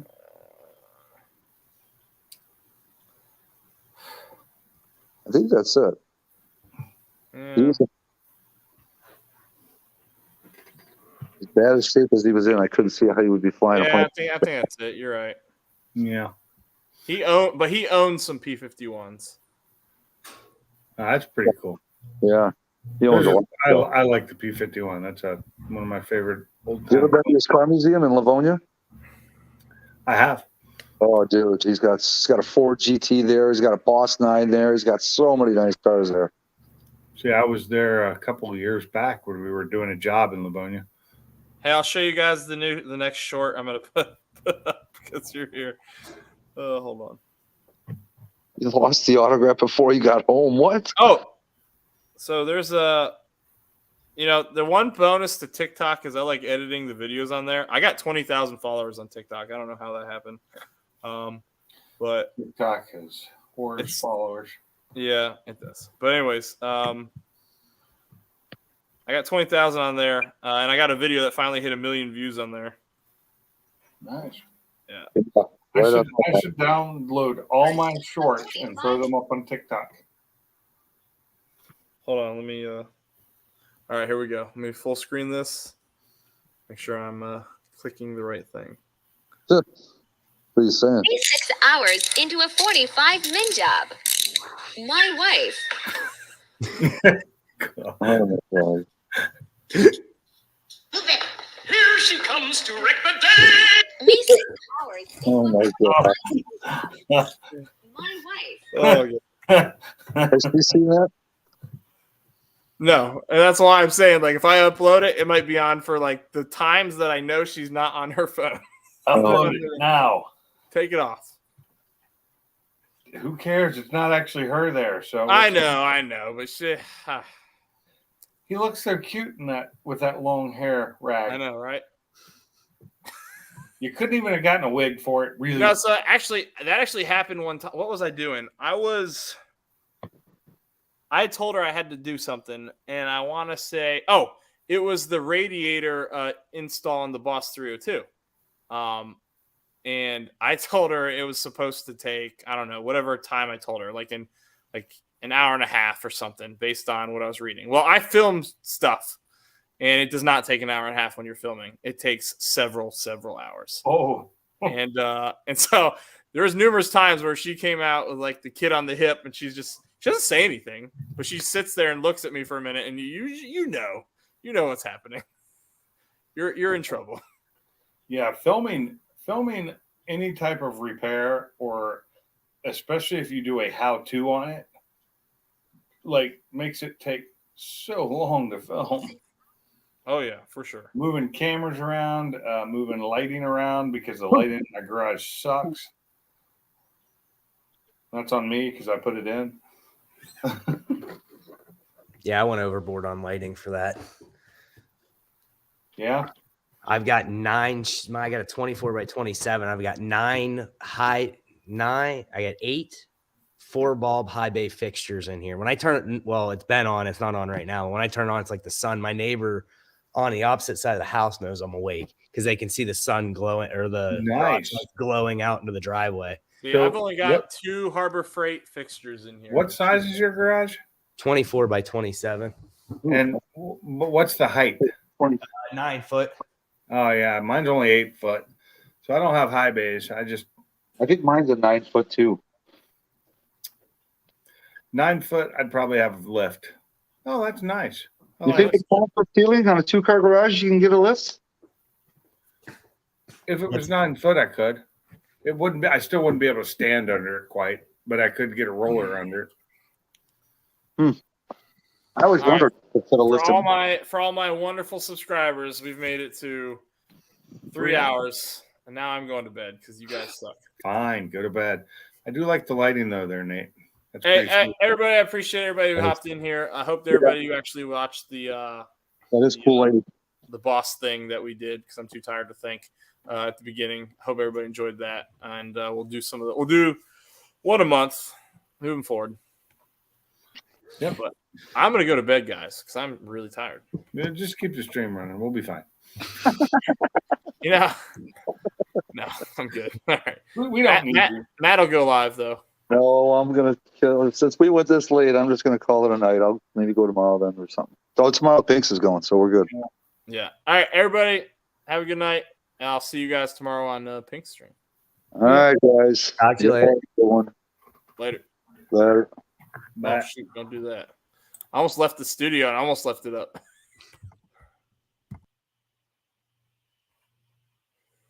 Let's see. End broadcast.